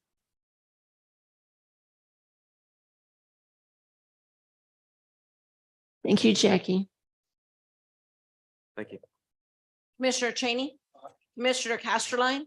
Commissioner Russo. Aye. Commissioner Dupnick. Judge Garza. Aye, passes 5-0. At this time, reports from commissioners, elected officials, and department heads. No action will be taken. You got anything, Sheriff? Well, Sheriff, coming up, I'd like to say that when I was meeting two of the couple elected officials, that's not take away from anything else. Of course, our sheriff, our county treasurer, everybody, they put a lot of work into what they do, and you can see them out there actually doing work. So appreciate that. Thank you. I want to take the opportunity to say thank you to the commissioners and some of the comments made this morning, and the people that came from the rescue groups. I want to acknowledge their effort and not undermine or undercut what they're doing. It's a noble endeavor. My big concern is we don't understand the scope of the whole problem yet. What we haven't discussed and hadn't been brought out this morning, but needs to come out in a workshop, is the number of animals that we don't pick up. The fact that we're only providing service 5 days a week, routinely through animal control, that's got to be expanded somehow. How, I don't know. The attitude that I think has surfaced a couple of times in the last couple of months that we're not working together on this. I think this morning it was acknowledged that vans have been given to the rescue organizations rather than me auctioning them off and selling them. We're providing a pickup now for animal control that we're cycling out that'll have a kennel in it. We're all in this together, but I'm not sure we're looking at the whole problem yet. The number of dogs that aren't picked up and what we would generate in a 7-day endeavor with animal control. And we heard a lady, I think, said there were 23 animals that were in foster care right now, which would lead me to believe that maybe the adoption rate is not what we'd like it to be, because maybe the public doesn't know the dilemma that's out there. But I know right now today, there's animals that aren't being picked up and can't be accepted that are wanting to be surrendered because we don't have room. It's the same endeavor that I see in the jail all too often, that I've got a cap and a capacity limit. But the jail commission steps in and makes me follow our mind. Ours is more, we get to something and we start cutting back, and I can acknowledge that and understand that, but it puts Lori, I think, in a real tough spot when we've got rescue organizations that have and exert the influence and leverage over her when she's tasked with the budget that we have. It's sometimes it puts her in conflict of what's the right thing to do. Comments made this morning. There was a comment made that spade and neutering stopped with COVID. That's not true. We know that we posted posters all over the courthouse and all over the county. There were targeted locations from, I think, a grant that she had to spade and neuter in neighborhoods. People have taken the last 2 months to stand up here in meetings and maybe they weren't well informed, and maybe it was just pot shots that they were taking to misrepresent. And I think I want to take the opportunity to clarify that there has been a spade and neuter program going on. And I'm not sure we understand the total scope of the problem if we go to 7 days of picking up animals in the strays that are put out there. We've got to find a way to bring the people to be more responsible pet owners. We heard from the people this morning that are responsible, but we're not talking about those that don't really care that we pick up animals and return them multiple times. There's got to be a remedy to this. But I wanted to clarify that, and the fact, comments have been made offhand, by people about the sheriff's office budget. And I'm going to say that nobody in this room this morning, not one soul in this room this morning has called me and asked me about any item on that budget. But we'll come in here and repeatedly make comments that we're not expending all of our funds. For the record, last year, the sheriff's office budget failed to make budget because of some expenditures that were written off from 2 years previous, charge-offs that were made for ledger balances and such. The detention center just came in under budget, and I think overall, maybe in $100,000 range when we're talking about a $5 million budget. That's not a lot of fat. I don't think people understand when they're looking at it and say, we're not expending right now. My expenses occur all year long for food, for housing, for inmate care, the activities that we do. And we've melded into other areas over the years. We provide cooperative services with environmental health. We will make those visits to some locations that my deputies know the people better than, because of previous history with them, that we need to be present to make sure everybody is safe. We've undergone an effort in the last couple of months to make radios available to environmental or to animal control to try to bring their safety up to level to where that they would be online with dispatch. People would have a way to track them and know when they're off of a call and when they're out at night, when they've gone back home on call outs. There's a lot of things that aren't discussed here in public meetings, and I think would be well served in a workshop, so we'd know really what's going where. But I want to take that opportunity to clarify those couple of errors. Thank you. Thank you, Sheriff. Anybody else? Renee, you got anything? Desiree? All right. We have just several months ago, we had the court had approved the light for St. Charles Bay boat ramp in Lamar. It was finally installed last Wednesday. So just want to let the court know that. Good. All right. We will move on to reports about items of community interest. Again, no item action will be taken. You got anything? All right. Do we need closed session? Oh, thank you. All right. Move to adjourn. Got a motion, got a second. Commissioner Cheney, Commissioner Casterline, Commissioner Russo. Aye. Commissioner Dupnick, Judge Garza. Aye, we're adjourned. Thank you. Okay. Oh, turn that off.